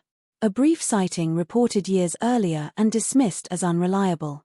At the time, it had been logged and set aside, lost among dozens of similar tips. Now, revisited within the refined timeline, it took on new weight. The description was vague but consistent. A stopped vehicle. A conversation that seemed tense. A location that fell squarely inside the critical window. The witness had doubted themselves, unsure whether what they saw mattered. The investigators now wondered if it had mattered more than anything else. They tracked the witness down again. Age had softened their certainty but sharpened their regret. They spoke slowly, carefully, afraid of being wrong but more afraid of having stayed silent for too long. The details were imperfect, filtered through years of distance, but the core remained intact. They remembered the feeling more than the facts. The sense that something was off. That something was happening that should not have been.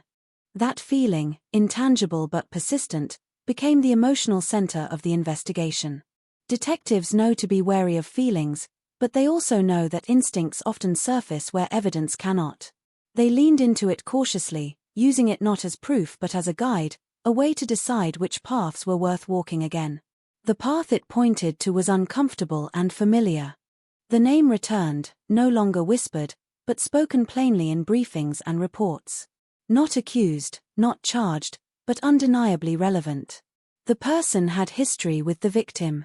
Proximity. Opportunity. They had also built a life that appeared stable, respectable, untouched by scandal.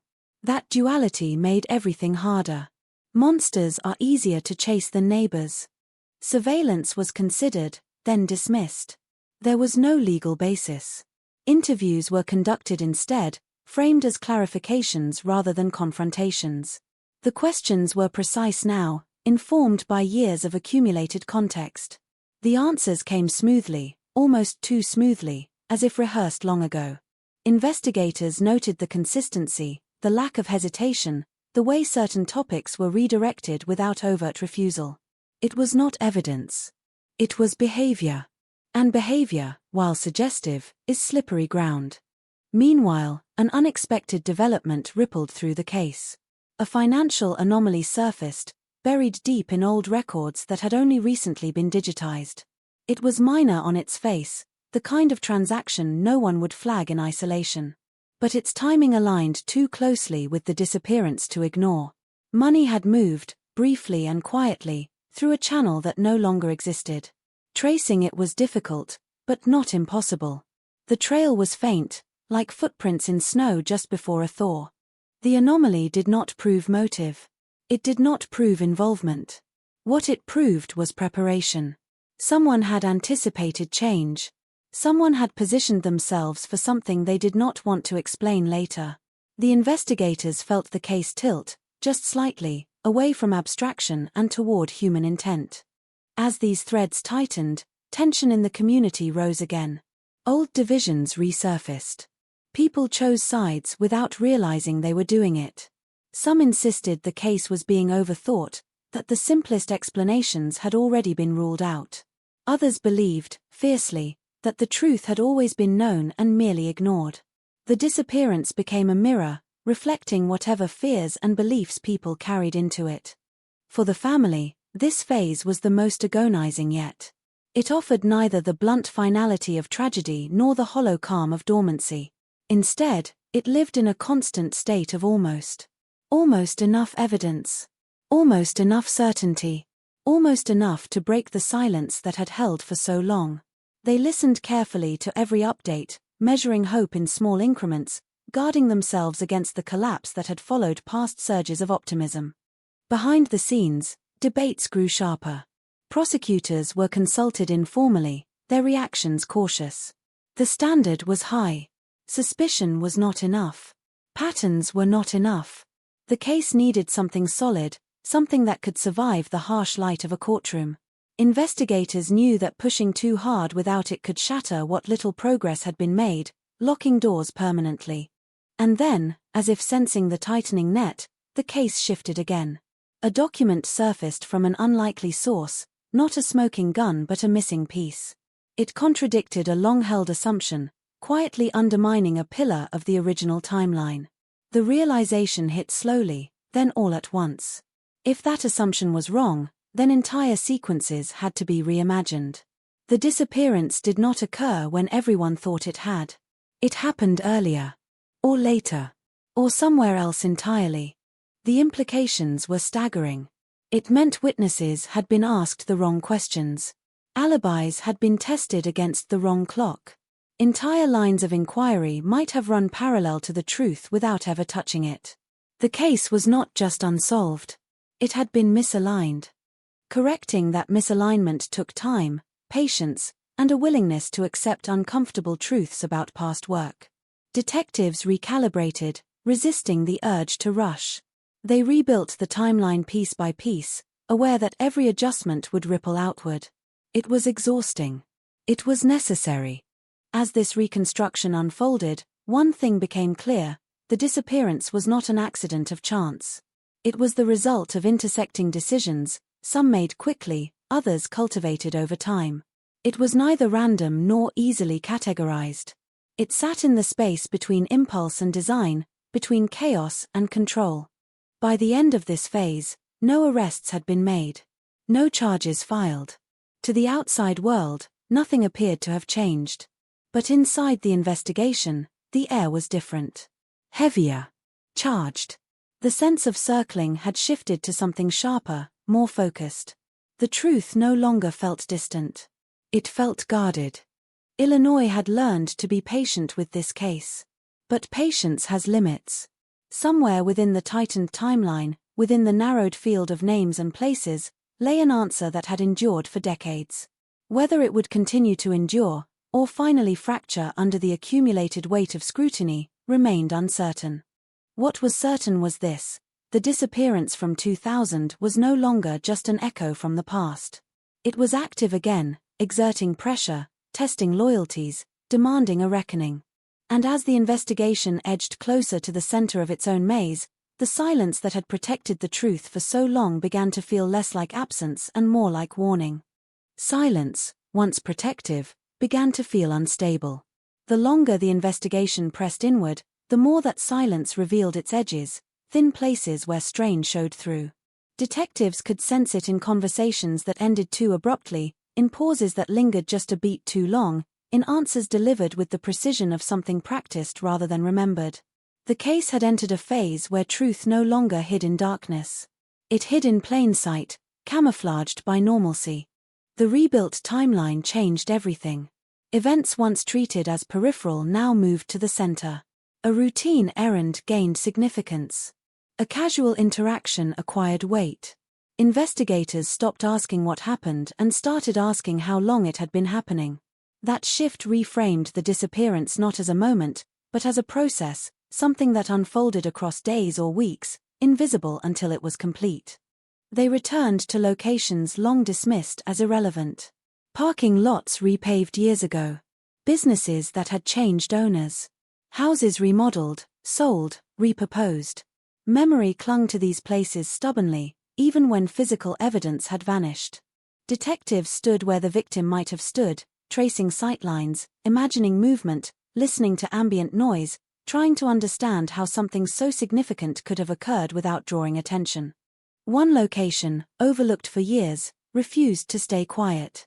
It sat just far enough outside the town's core to avoid casual scrutiny, a place people passed without stopping, familiar but unremarkable. In the new timeline, it intersected with the victim's path more clearly than before. Not definitively, but plausibly. And in cases like this, plausibility is a dangerous thing. It invites obsession. Records tied to that location were incomplete. Some missing. Some altered. Some never properly archived. None of it was proof of wrongdoing. It was proof of neglect, of systems that assumed the future would not come asking questions the past was unprepared to answer. Investigators pieced together what they could, filling gaps with inference, careful not to mistake possibility for fact.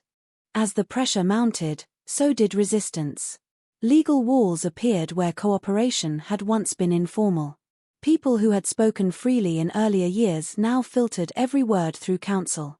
It was their right, and everyone involved understood that, But the timing was impossible to ignore. The case had reached a point where even neutrality felt like a statement.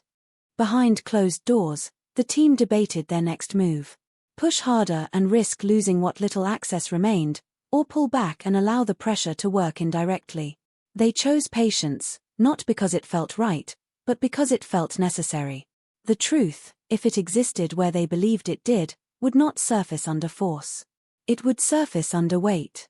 That weight accumulated quietly. Old favors were called in.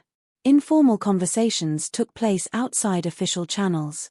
Detectives listened more than they spoke, letting people fill the silence themselves. Often, what people avoided saying mattered more than what they offered. A shrug here. A deflection there. Patterns emerged, subtle but persistent, pointing not to a single revelation but to a shared understanding that something had gone wrong long ago. The family felt this shift without fully understanding it. Updates became more cautious, more measured. The language changed. Less speculation.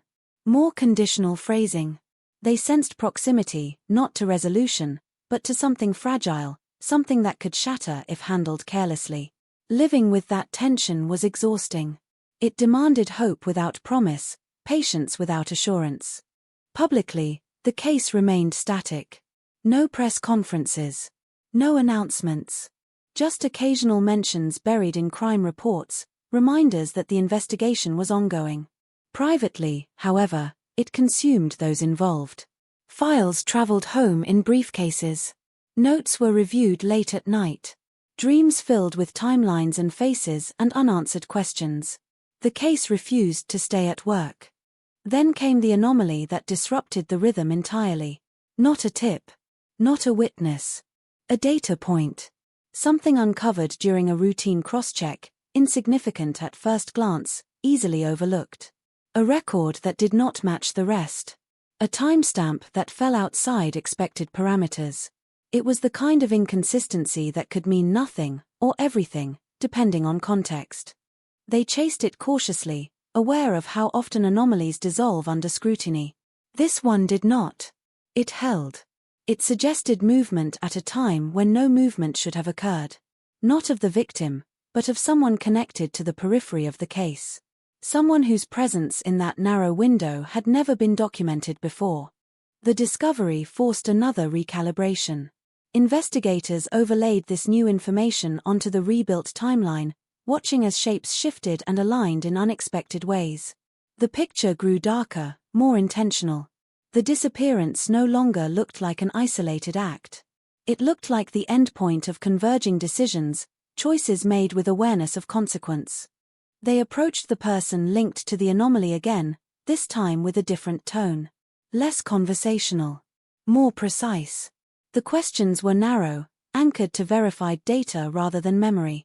The responses were careful, legally sound, emotionally flat. No contradictions. No confessions. But something else surfaced instead, an impatience that bordered on irritation, as if the questions themselves were an affront. Afterward, one investigator noted how quickly the conversation ended once the anomaly was mentioned. Another pointed out how the subject's demeanor shifted when the timeline was discussed. These observations went into the file, annotated but unbolded, facts adjacent rather than central. Still, they mattered. They added texture to a case that had long been defined by absence. The community sensed the tension even without details. There was a subtle tightening, a collective awareness that something was happening behind closed doors. Conversations quieted when certain names were mentioned. Long-standing relationships took on new strain. People realized that if the truth emerged, it might not be abstract or distant. It might be uncomfortably close. As weeks passed, the investigation reached a delicate balance. Enough had been uncovered to suggest intent. Not enough to prove it. Enough to unsettle. Not enough to resolve. Prosecutors were briefed more formally this time. Their response was measured, cautious, familiar. Build more. Corroborate. Be certain. The margin for error in a decades-old case is thin to the point of invisibility. Detectives understood the risk. One wrong move could collapse everything. Evidence gathered under flawed assumptions would not survive challenge. Witnesses pressured too hard would retreat. The case demanded restraint, even as urgency pressed from all sides. It was a paradox they had learned to live with. And then, unexpectedly, the pressure shifted again. A person tangentially connected to the case died. Natural causes. No suspicion. No drama. But their passing closed a door that had never been fully opened. Whatever they knew, if they knew anything at all, went with them. The loss was quiet, but its impact was sharp. It reminded everyone how finite time truly was. That death rippled outward, changing the calculus. Certain questions could no longer be answered directly. Certain assumptions hardened into permanent unknowns. The case absorbed the loss the way it had absorbed so many others, folding it into its structure, becoming heavier, more resistant. In response, investigators began documenting everything with renewed urgency. Not just findings, but impressions. Not just evidence, but context. They wrote as if someone else would one day inherit this work, as if continuity itself had become a priority. The case was no longer just about solving a disappearance. It was about preserving the possibility of solution. The victim's absence remained the center of gravity, pulling everything inward. Photographs stared back from the file, unchanged by time, frozen in the moment before everything fractured. Those images had become artifacts, symbols of a life interrupted and a truth deferred. They reminded investigators why patience mattered, why restraint was not the same as surrender. As this phase drew to a close, there was no breakthrough to announce, no revelation to share. From the outside, it looked like stagnation. From within, it felt like compression. The case had tightened around a smaller set of possibilities, a narrower field of uncertainty. The mystery was no longer sprawling. It was concentrated. Illinois, decades removed from the morning that started it all, continued to carry the weight of that absence. The town had grown, changed, modernized. New streets. New faces. But beneath the surface, the disappearance remained unresolved, its presence felt in the careful way people spoke, the unspoken understanding that some questions, once asked, never stopped demanding answers. The investigation had not reached its end. It had reached a threshold. Beyond it lay either collapse or clarity. No one could say which would come first. What they could say, with certainty, was that the silence was no longer empty. It was dense, layered, and under strain, holding back something that had waited a very long time to be seen. Thresholds are dangerous places. They are where intention hesitates and consequence waits. As the investigation crossed into this new phase, everyone involved felt the shift, even if they couldn't articulate it. The case was no longer expanding. It was compressing, like air forced into a smaller and smaller space, building pressure that had nowhere obvious to escape. And pressure, investigators knew, always finds a weak point eventually. What changed first was tone. Not publicly, not in any official capacity, but internally, in the way questions were phrased and meetings were conducted. The language grew sharper. Hypotheticals gave way to probabilities. Words like coincidence were used less often, replaced by pattern and alignment. The case file, once a sprawl of competing theories, began to read like a narrowing argument. They started with contradiction. Every unresolved case has them, but this one seemed built from them. Statements that could not coexist. Timelines that overlapped where they shouldn't. Actions that made sense only if other actions were hidden. Detectives laid these contradictions side by side, not trying to resolve them immediately, but to understand what kind of truth could contain all of them at once. The answer, uncomfortable as it was, pointed toward complicity of silence rather than singular guilt. Not a grand conspiracy, not a coordinated effort, but a series of small decisions made by different people at different times, all leaning in the same direction. Look away. Assume the best. Don't ask again. Silence, layered upon silence, until it hardened into structure. This idea changed how investigators viewed the community's past reactions. The early rumors. The quick dismissal of certain possibilities. The eagerness to label the disappearance an anomaly rather than a warning. None of it proved wrongdoing, but it suggested something else, a collective reluctance to confront an answer that might disrupt too much. They returned to early interviews with this in mind, listening not for what was said, but for what was avoided. Certain topics redirected. Certain names mentioned only once, then never again. The transcripts revealed patterns invisible the first time through, when urgency had overridden nuance. Now, distance allowed clarity.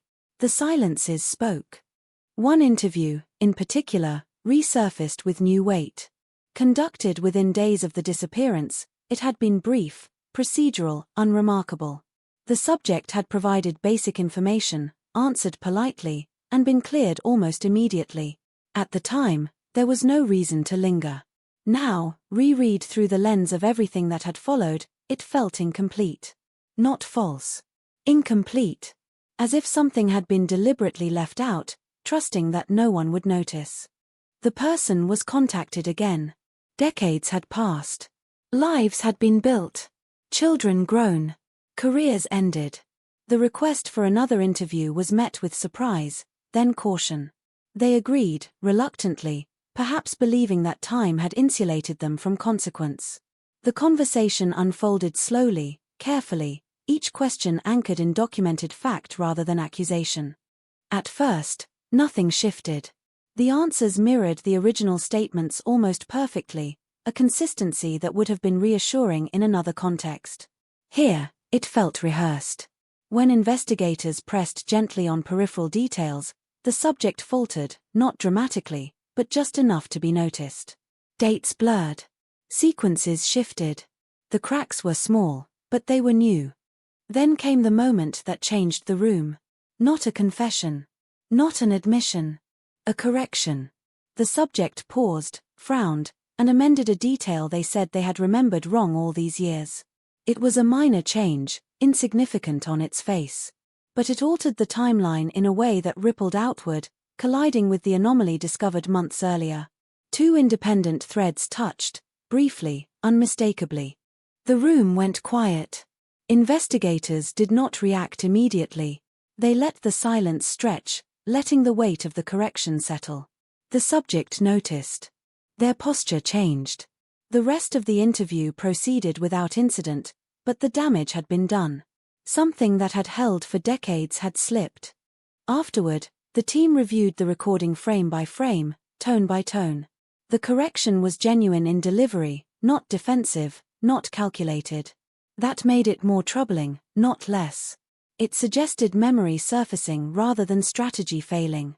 It suggested the past was no longer fully contained. From that point on, the investigation accelerated quietly. Not recklessly, but decisively. Subpoenas were considered where requests had once sufficed. Old records were pulled again, this time with specific parameters informed by the new alignment. Analysts worked backward and forward simultaneously, testing how the correction reshaped known events. What emerged was a revised narrative, still incomplete, still fragile, but more coherent than anything that had come before. It did not answer every question. It did not explain every silence. But it did something just as important. It made the disappearance make sense, not emotionally, but structurally. The pieces fit in a way they never had before. According to this emerging framework, the disappearance was not a sudden rupture. It was the culmination of escalating pressure, intersecting needs, and a moment when multiple people chose the path of least resistance. No single act explained it. No single person owned it entirely. Responsibility diffused, allowing everyone involved to believe, at least initially, that someone else would intervene. No one did. This interpretation was dangerous, because it complicated accountability. Courts prefer clarity. Juries prefer singular villains. This case offered neither. It offered a slow drift toward inevitability, a sequence of choices that felt minor in isolation but catastrophic in some. Proving that beyond reasonable doubt would be a challenge of the highest order. Prosecutors were briefed again, this time with more specificity. Their reaction was cautious but engaged. Questions sharpened. Scenarios tested. The conversation shifted from if to how. How to corroborate memory. How to anchor narrative in evidence. How to avoid overreach in a case already burdened by time. They identified pressure points. Individuals whose stories now intersected in uncomfortable ways. People whose past statements could not all be true simultaneously. The strategy was not to force confession, but to introduce inevitability, to let the weight of contradiction do its work. Truth, when cornered gently enough, sometimes reveals itself. The community began to feel the tremor. It was subtle, but unmistakable. Certain conversations stopped mid-sentence. Old acquaintances avoided eye contact. Long-standing assumptions wavered. The case was no longer an abstract tragedy from the past. It was active, unsettling, capable of altering reputations and legacies. For some, denial hardened. They dismissed the renewed activity as institutional persistence bordering on obsession. They argued that reopening old wounds served no one. Others felt the opposite, insisting that time did not diminish responsibility, that answers delayed were not answers denied. The town, once united in confusion, now found itself divided by interpretation. The family watched this shift with mixed emotions. Validation and dread intertwined. The idea that the disappearance might finally make sense was comforting in theory and devastating in practice. Clarity, they understood, would not restore what was lost. It would only define the loss more sharply. Still, they wanted it. They needed it. As investigators moved forward, they encountered resistance that felt different from before. Not fear. Not anger. Fatigue. The kind that comes from holding something heavy for too long. In conversations, voices softened. Defenses lowered unexpectedly. People spoke in hypotheticals, in maybe and I always wondered, as if testing the ground for collapse. One such conversation ended with a sentence that lingered long after it was spoken. I thought someone else would say something. It was not an admission. It was an explanation. And in its simplicity, it captured the essence of the case more clearly than any forensic report ever could. That sentence reframed years of silence not as malice, but as diffusion of responsibility. A dangerous, human tendency. Everyone waits. Everyone assumes. Everyone believes the burden belongs elsewhere. Until time hardens assumption into history. The investigation documented these moments carefully. Not as evidence, not yet, but as context. They understood now that this case would not break open with a single dramatic reveal. It would unravel slowly, thread by thread, each movement small, each shift incremental. Progress would be measured not in arrests, but in alignment. As Part 7 of the story closed, the case stood closer to truth than it ever had, and farther from resolution than the public realized. The center was visible now, but guarded by complexity, by memory, by the uncomfortable realization that the disappearance had not required a monster, only ordinary people making ordinary decisions at the wrong time. Illinois, still carrying the weight of that winter morning in 2000, found itself facing a new discomfort. The mystery was no longer safely unknowable. It was becoming understandable. And understanding, once it arrives, demands reckoning. The silence that had protected the truth for decades was thinning. Not breaking. Thinning. And everyone involved could feel it, like ice beneath their feet, no longer solid, beginning to whisper with warning, reminding them that once the surface gives way, there is no stepping back onto dry ground. When silence thins, it doesn't shatter all at once. It creaks. It shifts. It gives small, almost imperceptible warnings that only those standing closest can hear. Investigators heard it now in the way people spoke faster than necessary, in the way sentences trailed off before reaching their point, in the way familiar names suddenly felt dangerous to say out loud. The case had crossed a psychological boundary. It was no longer about what might have happened. It was about who had lived alongside what happened and chosen, again and again, to keep moving. The revised narrative began to circulate internally, never written as a single document, never spoken as a finished story, but understood all the same. It suggested that the disappearance was not the result of panic, but of convergence. That several pressures, none fatal on their own, had aligned at exactly the wrong moment. That when the moment came, there was hesitation, then action, then a decision to let time do the rest. Time, it turned out, had been an accomplice. Detectives returned to the earliest days of the investigation, not looking for mistakes anymore, but for moments when the truth might have brushed against the surface and been waved away. They identified a cluster of early tips that had been categorized as unreliable, not because they were disproven, but because they were inconvenient. Too vague. Too ordinary. Too uncomfortable. In hindsight, those tips shared a tone rather than a detail. Each suggested awareness without certainty, suspicion without accusation. They tracked down the callers where possible. Some had died. Some declined to speak. Others agreed, their voices carrying the weariness of people who had long since accepted that what they knew might never matter. These conversations did not yield evidence. They yielded atmosphere. A sense of unease that had existed even then, beneath the surface of official calm.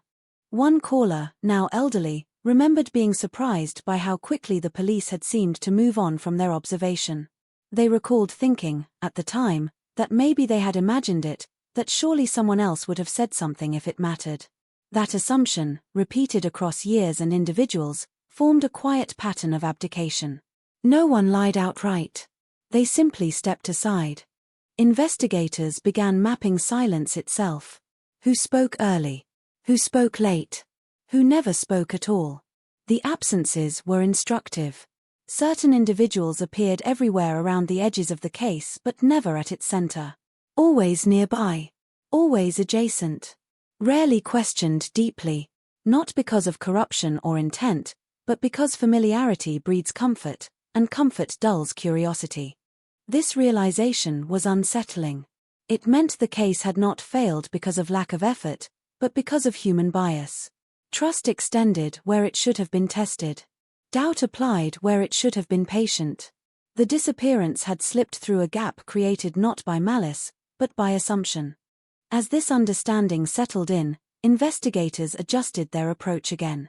They stopped chasing dramatic revelations and focused instead on corroboration. Small truths. Verifiable facts. Independent confirmation. They sought overlap, places where memory and record intersected without contradiction. Progress was slow, but for the first time, it felt cumulative rather than cyclical. Then came the call no one expected. It was not a confession. It was not anonymous. It was a request. The caller asked to speak off the record, a phrase investigators hear often and trust rarely. The voice on the line was calm, measured, older. They said they had been following the renewed attention to the case and felt it was time to clarify something. Not to accuse. Not to implicate. Just to correct the record. The meeting took place in a neutral location, quiet, forgettable. The person arrived alone. They did not look nervous. They did not look relieved. They looked resigned. They spoke carefully, choosing words that revealed without exposing too much. They described a moment years earlier when they had realized the official version of events did not match what they understood privately. They had assumed the discrepancy would resolve itself. It never did. What they offered was not new information, but confirmation. A validation of a timeline segment investigators had reconstructed but not yet proven. A quiet acknowledgement that something had occurred earlier than reported, and that the delay in recognition had shaped everything that followed. It was the first time someone external to law enforcement had aligned so precisely with the revised framework. The impact was immediate, though invisible to the public. Internally, the case shifted from theoretical to tangible. This was no longer just investigators interpreting old data. This was someone else seeing the same shape in the darkness. The silence had thinned enough for sound to travel through it. They asked the caller why they had waited so long. The answer was simple. Fear at first. Then uncertainty.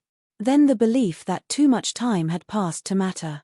By the time they realized time had not erased responsibility, they no longer knew how to speak without causing damage. Silence became easier than intervention. That answer echoed others. It fit too well. The investigators did not promise outcomes. They did not offer absolution. They thanked the caller and documented everything, knowing that this statement alone would not break the case, but that it changed the calculus. It added weight where there had only been inference. It made denial harder to sustain. Following the meeting, activity increased quietly. Requests were formalized. Timelines were locked. Contradictions were highlighted and circulated among a smaller, more controlled group. The investigation began to resemble a legal strategy rather than a search. Every move was evaluated not just for truth, but for survivability under challenge. Resistance intensified. Some individuals declined further contact. Others became more cooperative than expected, offering details they had never volunteered before, as if sensing that withholding no longer served them. The atmosphere shifted from avoidance to calculation. People weighed their words more carefully. They asked questions of their own. The town felt it, even without specifics. There was a change in posture, a collective tightening, as if everyone understood that something long buried was being carefully unearthed. The disappearance, once safely distant in memory, pressed back into the present. It demanded attention not as a mystery, but as a moral problem. For the family, this phase was quieter but heavier. Fewer updates, but more meaningful ones. They were told, cautiously, that the investigation had reached a point where outcomes were possible, though not guaranteed. That word, possible, carried more power than certainty ever had. It meant movement. It meant direction. Still, no names were announced. No arrests made. The case advanced in shadows, where precision mattered more than speed. Investigators understood now that rushing would not bring justice. It would only fracture what had taken decades to align. As weeks turned into months, the investigation prepared for its most difficult task yet, deciding when to stop gathering and start acting. That decision would define the case's legacy as much as its outcome. Too soon, and everything could collapse. Too late, and opportunity could vanish. Illinois stood at the edge of that decision, whether it knew it or not. The disappearance from 2000 had evolved from an unsolved question into a test of accountability, not just for individuals, but for a system and a community that had lived alongside uncertainty for far too long. The silence, once vast and impenetrable, was now threaded with sound. Whispers. Corrections. Admissions that stopped just short of confession. It was no longer empty. It was crowded. And in that crowd, the truth waited, no longer hidden, no longer safe, watching as the space around it narrowed, knowing that the time for simply enduring had almost run out. There is a moment in every long investigation when momentum becomes dangerous, when progress itself threatens to expose how fragile the structure really is. Illinois reached that moment quietly, without headlines, without sirens, without the public knowing that a line had been crossed. Internally, investigators began to speak differently. Not about theories. Not about possibilities. About consequences. The case no longer asked what happened. It asked what would happen next. Files that had once been treated as historical artifacts were now active instruments. Every statement, every interview, every pause in the record was re-evaluated not just for meaning, but for intent. The question shifted subtly, almost imperceptibly, from ignorance to choice. Who didn't know, and who decided not to know? That distinction mattered. Detectives began re-interviewing individuals who had already spoken multiple times over the years, not to catch them in lies, but to test consistency under pressure. Memory degrades. Stories drift. But decisions leave sharper edges. When asked the same question framed slightly differently, some answers bent. Others snapped back too quickly, rehearsed, polished by repetition. One interview, conducted late in the evening, changed the tone of everything that followed. The subject was not a suspect in the traditional sense. No criminal history. No obvious motive. Someone long considered peripheral. Their connection to the case had always been indirect, their name appearing only in the margins of reports, in footnotes that led nowhere. Until now. The room was small. The questions were simple. Dates. Times. Who was where, and when. At first, the answers flowed smoothly, almost eagerly. But when investigators introduced a discrepancy minor, seemingly insignificant, the subject hesitated. Just long enough. Not in panic. In calculation. That pause was noted. Pressed gently, The subject corrected themselves, offering a revised detail that aligned more closely with the official timeline than their earlier statements ever had. Too closely. As if the story had been updated over time to match what the case had become, rather than what it had been. Investigators didn't challenge it directly. They let the silence do the work. Silence, once again, proved instructive. After the interview, analysts compared the statement against archived versions from years earlier. The differences were subtle but undeniable. Not contradictions, but refinements. Adjustments that smoothed over rough edges. Removed ambiguity. Closed doors that had once been open. It suggested not deception in the moment, but adaptation across time. Someone who had been paying attention. This realization reframed dozens of prior interactions. People who had not frozen their stories in 2000, but allowed them to evolve alongside the investigation. That evolution implied awareness. Not necessarily guilt, but proximity to something worth protecting. The investigators began to see the case as a network rather than a line. Not a single act, but a series of small decisions made by different people at different times, each one rational in isolation, devastating in accumulation. No one needed to orchestrate a cover-up for the truth to disappear. They only needed to avoid disturbing it. This was the architecture of a cold case. As the pressure increased, so did the leaks, not to the media, but within the community. Conversations changed tone. Long-standing relationships grew strained. People wondered aloud, cautiously, who might be next to receive a call, an invitation to talk.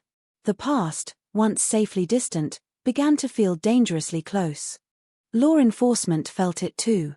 There was tension between departments, between generations of investigators. Some who had worked the case early felt defensive, misunderstood. Others felt vindicated, quietly relieved that their unanswered questions were finally being asked. The case became a mirror, reflecting not just what had been missed, but why. At the center of it all remained the absence. The person who had vanished. Their life, frozen in time, became the moral anchor of every discussion. Every new development circled back to a single, unanswerable fact: someone had disappeared, and the world had adjusted around that disappearance far too easily. For the family, this phase was the hardest. Hope sharpened into something almost painful. They were told more now, though still not everything.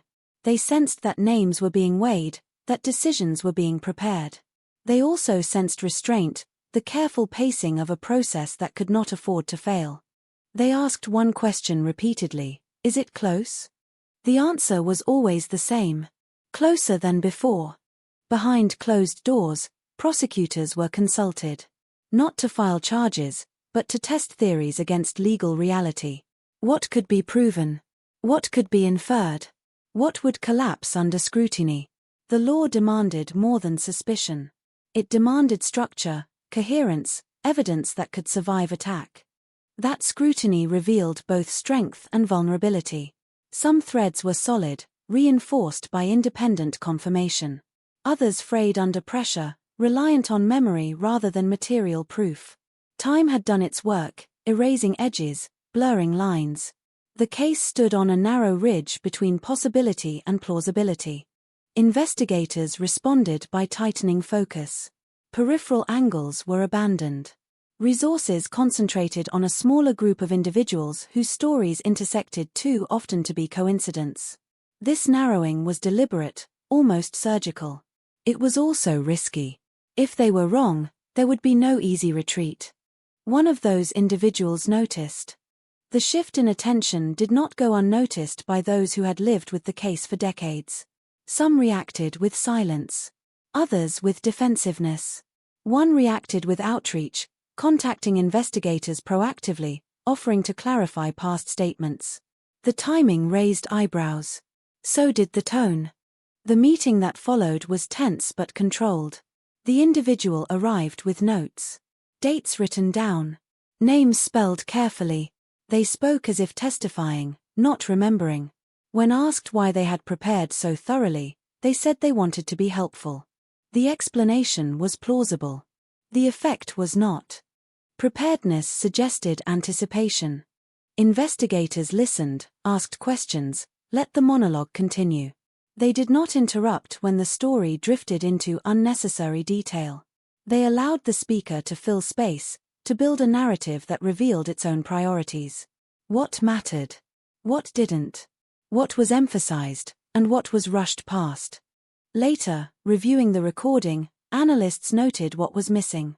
Certain moments were described vaguely, glossed over with phrases like "I don't recall exactly" or "nothing unusual." Those moments corresponded precisely with gaps in the timeline that investigators had flagged internally. The alignment was too clean. The case was tightening. Not closing, but constricting. As summer turned to fall, the investigation reached a psychological threshold. The question was no longer whether the truth could be found, but whether it could be acknowledged. Whether the system, and the people within it, were willing to accept what the evidence suggested, even if it challenged long-held assumptions.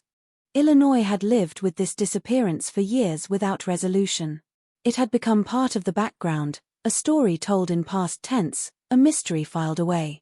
Now it demanded a present tense reckoning. The cold case was no longer cold. It was simmering. And somewhere within the shrinking circle of certainty and doubt, someone understood that the time for waiting had ended. That silence, once protective, was becoming incriminating. That the past, no matter how carefully managed, was no longer content to stay buried. The investigation moved forward not with urgency, but with inevitability. Each step deliberate. Each decision weighted. The outcome remained uncertain, but the direction was clear. The truth was no longer hiding. It was standing still, daring someone to finally say its name. By the time inevitability settles in, panic rarely looks like panic. It looks like politeness. It looks like cooperation offered a beat too late. Illinois entered that phase without ceremony, without any single action signaling the shift, only a subtle change in rhythm. Calls were returned faster. Doors opened sooner. People volunteered information before being asked. The system recognized the behavior for what it was, adaptation under pressure. Investigators did not mistake movement for progress.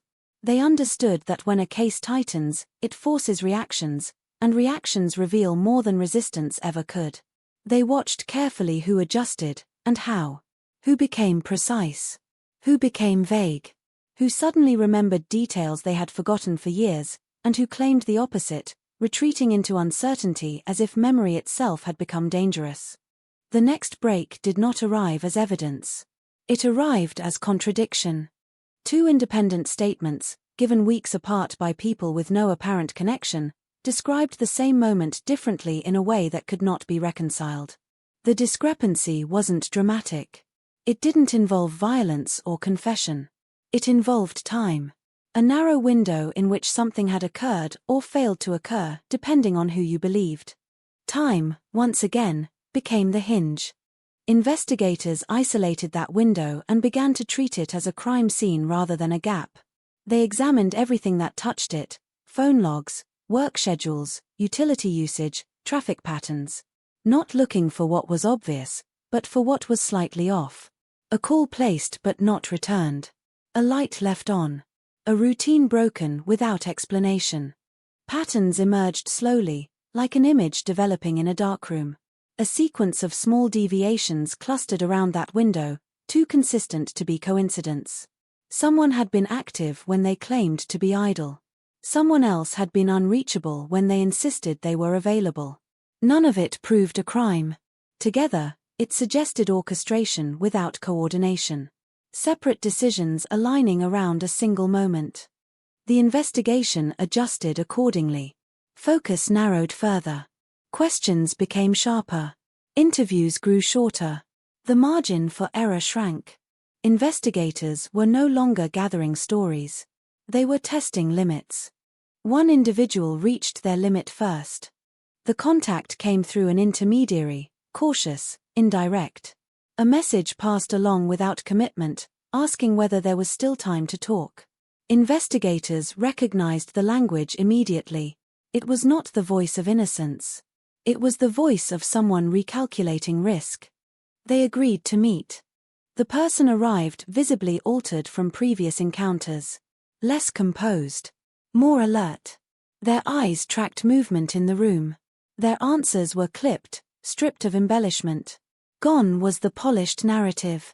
In its place, fragments. Partial acknowledgments. Careful phrasing that avoided verbs of action. They spoke of fear.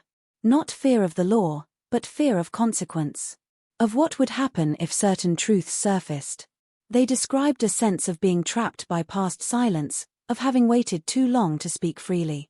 They did not confess. They circled confession, naming everything except the act itself. Investigators let them talk. At one point, the person said something they did not realize was revealing. A single sentence that assumed knowledge of an outcome never made public. The room went still. The investigators did not react. They marked the moment and moved on, allowing the speaker to continue unaware.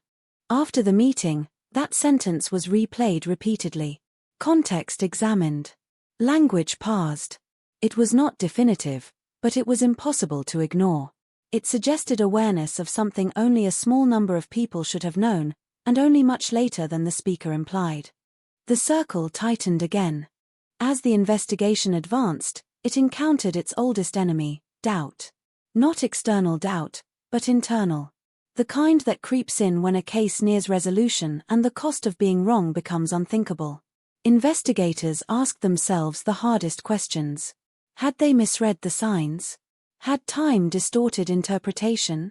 Were they seeing intention where there had only been chaos? Those questions were necessary. They slowed the process. They forced re-examination. They prevented momentum from becoming recklessness. But they did not derail the direction. Too many independent elements now pointed the same way. Outside official channels, the community began to fracture along invisible lines. Long-standing trust eroded. People revisited memories with new suspicion. Ordinary interactions became loaded. A glance held too long. A conversation cut short. The disappearance, once abstract, had become personal. For the family, the strain was relentless. They existed in a limbo of near answers and withheld conclusions. They sensed movement, but not resolution. They lived with the knowledge that something was coming, without knowing what form it would take. Every day stretched thin between anticipation and dread. Behind the scenes, law enforcement prepared for escalation. Warrants were drafted but not served. Searches were planned but delayed. Every action weighed against the possibility of tipping someone off too soon. The case had survived 2 decades. It could not afford impatience now. Then something unexpected happened. One of the individuals under scrutiny did something they had never done before. They left town without explanation. No announcement. No emergency. Just absence. Their departure was quiet, almost polite, but it rang alarms instantly. Travel records showed the move was not spontaneous. It had been planned weeks in advance. Investigators debated what it meant. Flight. Coincidence. Self-preservation. They did not jump to conclusions, but they did not dismiss the signal. Absence, in this case, carried weight. They moved faster. Requests that had lingered were approved. Cooperation became mandatory. The case crossed an invisible threshold where caution yielded to necessity. What had been a slow constriction became a controlled advance. Still, no arrests. No public statements. The truth, whatever shape it would take, was being escorted carefully toward daylight. The cold case, once defined by what was missing, was now defined by what could no longer be ignored. Too many adjustments. Too many prepared answers. Too many people behaving as if the past had teeth. Illinois stood on the brink of revelation, even if it did not yet know what that revelation would be. The disappearance from 2000 had transformed from an unresolved tragedy into a living pressure, reshaping behavior, forcing decisions, demanding acknowledgement. And somewhere, someone understood that the final version of the story was being written without them. That waiting had become dangerous. That silence, after all these years, was no longer protection. It was exposure. Exposure changes people before it ever reaches them. It alters posture. It tightens voices. It makes the ordinary feel staged, as if every interaction is being rehearsed for an unseen audience. By the time investigators felt the shift harden, they knew they had entered the most unstable phase of the case. Not resolution. Precipice. The departure that had raised alarms did more than redirect resources. It forced a recalibration of assumptions. Until now, the investigation had operated on the belief that time had calcified behavior, that those involved had settled into the comfort of routine. That belief cracked. Planning takes energy. Leaving takes foresight. Someone had looked ahead and decided they did not like what they saw. Investigators traced the movement backward. Not just where the person went, but when the decision had been made. Financial records revealed small adjustments. Accounts reorganized. Commitments quietly concluded. The preparation had begun before the renewed attention became public. That mattered. It suggested anticipation rather than reaction. This was no longer about fear of accusation. It was about expectation. The team widened its lens just enough to reassess context. What had changed in the weeks before the decision to leave? Not media pressure. Not formal charges. But subtle signals. Re-interviews. Follow-up questions. Requests for clarification that lingered. The kind of attention that communicates seriousness without revealing intent. Someone had understood the message. As the investigation advanced, the emotional temperature rose unevenly. Some people grew brittle, defensive, combative. Others softened, offering information with an urgency that bordered on relief. The contrast was stark. It separated those clinging to control from those willing to surrender it. One conversation, recorded late at night, captured that divide perfectly. The speaker had been peripheral for years, a background figure with no clear motive, no direct access. Their voice shook as they described a memory they had never shared. Not because it was dramatic, but because it was ordinary. A moment that felt insignificant at the time, now re-examined under the weight of what followed. They spoke of a conversation overheard. A tone that felt wrong. A decision made casually, as if consequences were optional. They admitted they had dismissed it, told themselves they were misreading the situation. That admission carried more weight than the memory itself. It revealed how easily doubt had been outsourced to convenience.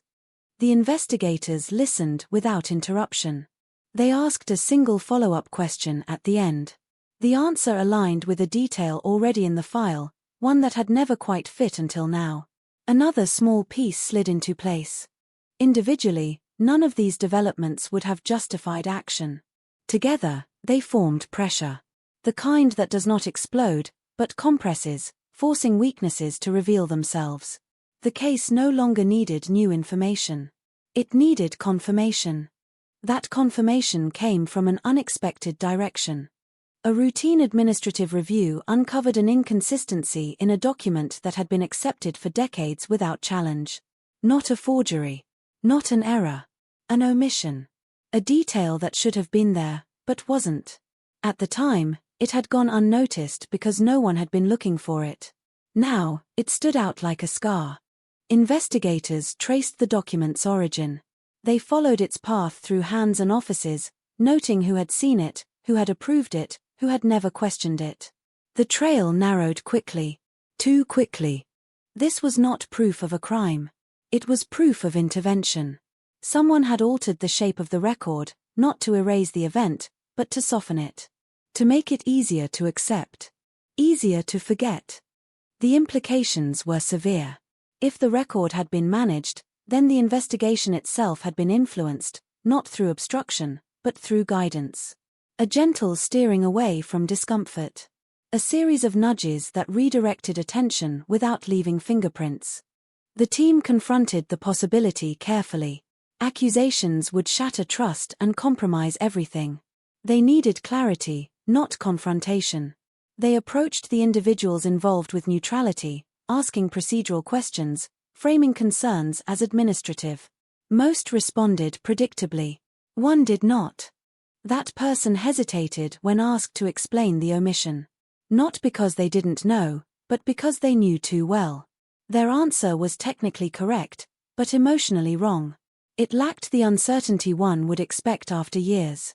It was clean, confident, final. Investigators did not challenge it. They didn't need to.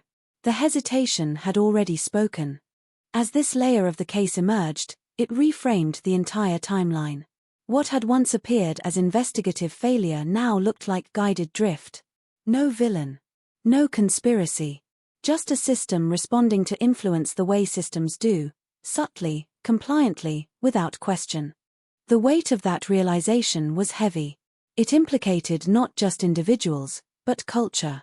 It explained how a disappearance could linger unresolved not because it was unsolvable, but because it was inconvenient to solve. The family was informed in careful language. They were told that the investigation had uncovered factors that explained delays and misdirection. They were not told names. Not yet. They listened quietly, absorbing the implication that the truth had been close all along, and that distance had been manufactured. Their reaction was not anger. It was exhaustion. For them, the case had never been abstract. It had never cooled. Every year without answers had been a year lived in tension. To learn that those years might have been shaped by silence rather than mystery was almost unbearable.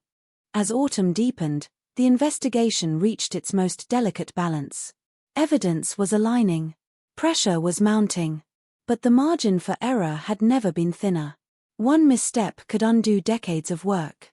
One premature move could collapse cooperation. Investigators slowed down deliberately. They reviewed everything again. They questioned their own conclusions. They sought dissent within their ranks, inviting challenge rather than suppressing it. This was not hesitation. It was discipline. The case had survived too long to be rushed into a conclusion it could not sustain.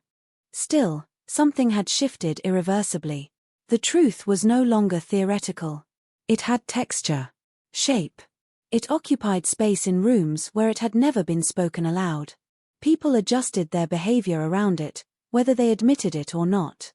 The cold case from 2000 was no longer defined by absence. It was defined by presence. By the weight of what everyone knew but no one had said clearly enough, loudly enough, soon enough. And somewhere within that tightening circle, someone felt the walls closing in, not with the noise of force, but with the quiet certainty that there would be no safe place left to stand. Not in memory. Not in silence.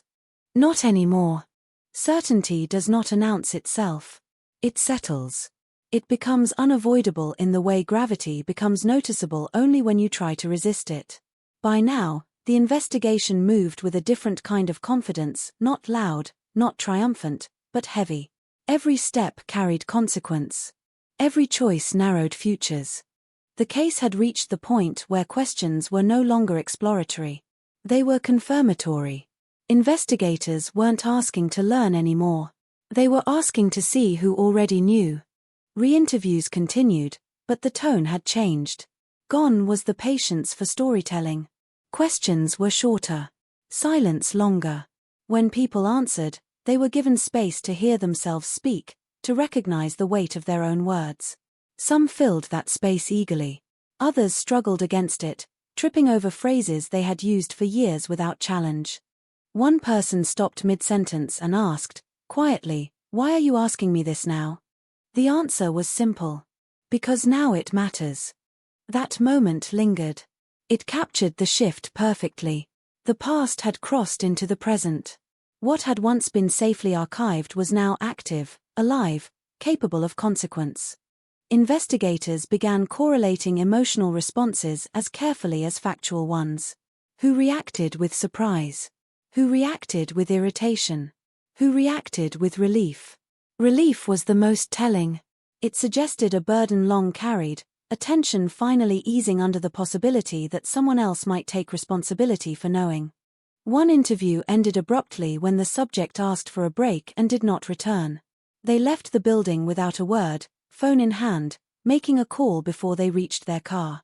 Surveillance caught the gesture. Analysts noted the time, cross-referenced it with outgoing calls from others connected to the case. Within minutes, 3 phones lit up. No crime in that. Just coordination. Just instinct. Just the old reflex to warn, to prepare, to adjust. But instinct betrays structure. It reveals lines of communication that exist only because they've been used before. The network sharpened. Investigators mapped it carefully, understanding that what they were seeing now was not panic, but strategy. People were not running. They were recalibrating. Choosing words more carefully. Canceling plans. Reframing memories. The past was being edited in real time. But editing leaves marks. A discrepancy surfaced in a timeline that had been considered stable for years. A minor one. 10 minutes unaccounted for. In isolation, meaningless.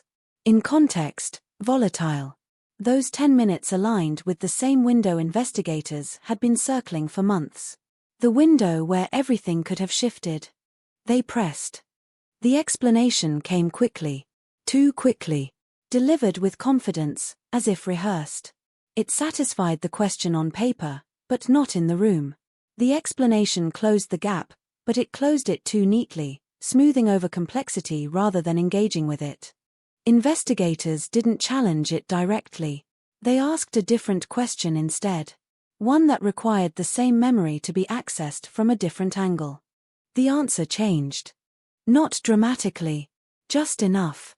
That was all they needed. Behind the scenes, preparations intensified. Not actions yet. Decisions. Contingencies. What if this person spoke? What if they didn't? What if someone broke ranks unexpectedly? Every scenario was considered, not to predict behavior, but to remain ready for it. Prosecutors reviewed drafts that were never meant to be final. They circled phrases. Crossed out assumptions. They asked the same question repeatedly, in different forms. Can this hold? Some days, the answer felt close to yes. Other days, painfully uncertain. The case lived in that tension, balanced between strength and fragility.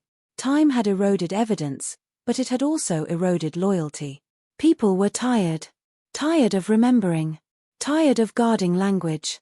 Tired of pretending that what happened had stayed buried. One person finally said it out loud, not as a confession, but as a fact. I think we all knew something was wrong. The statement landed hard. Not because it was new, but because it was honest. It reframed years of silence as collective awareness rather than ignorance. It suggested that the mystery had not been invisible, only avoided. That reframing was dangerous. Because awareness implies responsibility. Investigators did not respond emotionally. They acknowledged the statement and moved on. But internally, it marked a shift. The case was no longer about uncovering a hidden act. It was about confronting a shared decision not to confront it sooner. That distinction would matter deeply if the case ever reached a courtroom. Juries understand mistakes. They struggle with complicity. The family was updated again, carefully. They were told that the investigation was approaching a decisive phase. That there were no guarantees, but that momentum was real. They listened with a calm that had been earned through years of disappointment. Hope no longer arrived as excitement. It arrived as resolve. They asked fewer questions now. They trusted the process not because it was perfect, but because it was finally honest about its limits. As winter approached, the town changed. Not visibly, but perceptibly. Conversations grew shorter. Social rituals thinned. People avoided eye contact in familiar places. The case hovered in the air, unspoken but present, like weather everyone felt but no one named. One evening, an investigator reviewed an old interview transcript and noticed something that had never stood out before. A phrase repeated twice, in the same way, years apart, by two different people. Not common phrasing. Not regional slang. A shared construction that suggested shared language. Shared conversations. They traced it. The connection was indirect, separated by years and circumstance, but it existed. A thread running quietly between accounts that were never meant to touch. It didn't prove coordination. It proved exposure. That information had moved through the community in subtle ways, shaping understanding without ever becoming official. The truth had circulated. It just hadn't been acknowledged. That realization was both validating and sobering. It meant the case had always been solvable. It also meant that solving it now would force a reckoning with why it hadn't been. Investigators understood that when the moment came, if it came, it would not feel like victory. It would feel like release. For some, relief. For others, loss. For many, shame. The cold case from 2000 was nearing the end of its silence, but silence does not vanish cleanly. It leaves residue. It stains memory. It reshapes identity. As the final pieces were positioned, one truth became undeniable. Whatever happened next would not restore what was lost. It would not rewind time. It would only name it. And naming, after all these years, carried its own kind of violence. The investigation moved forward anyway. Because not naming it had already done enough damage.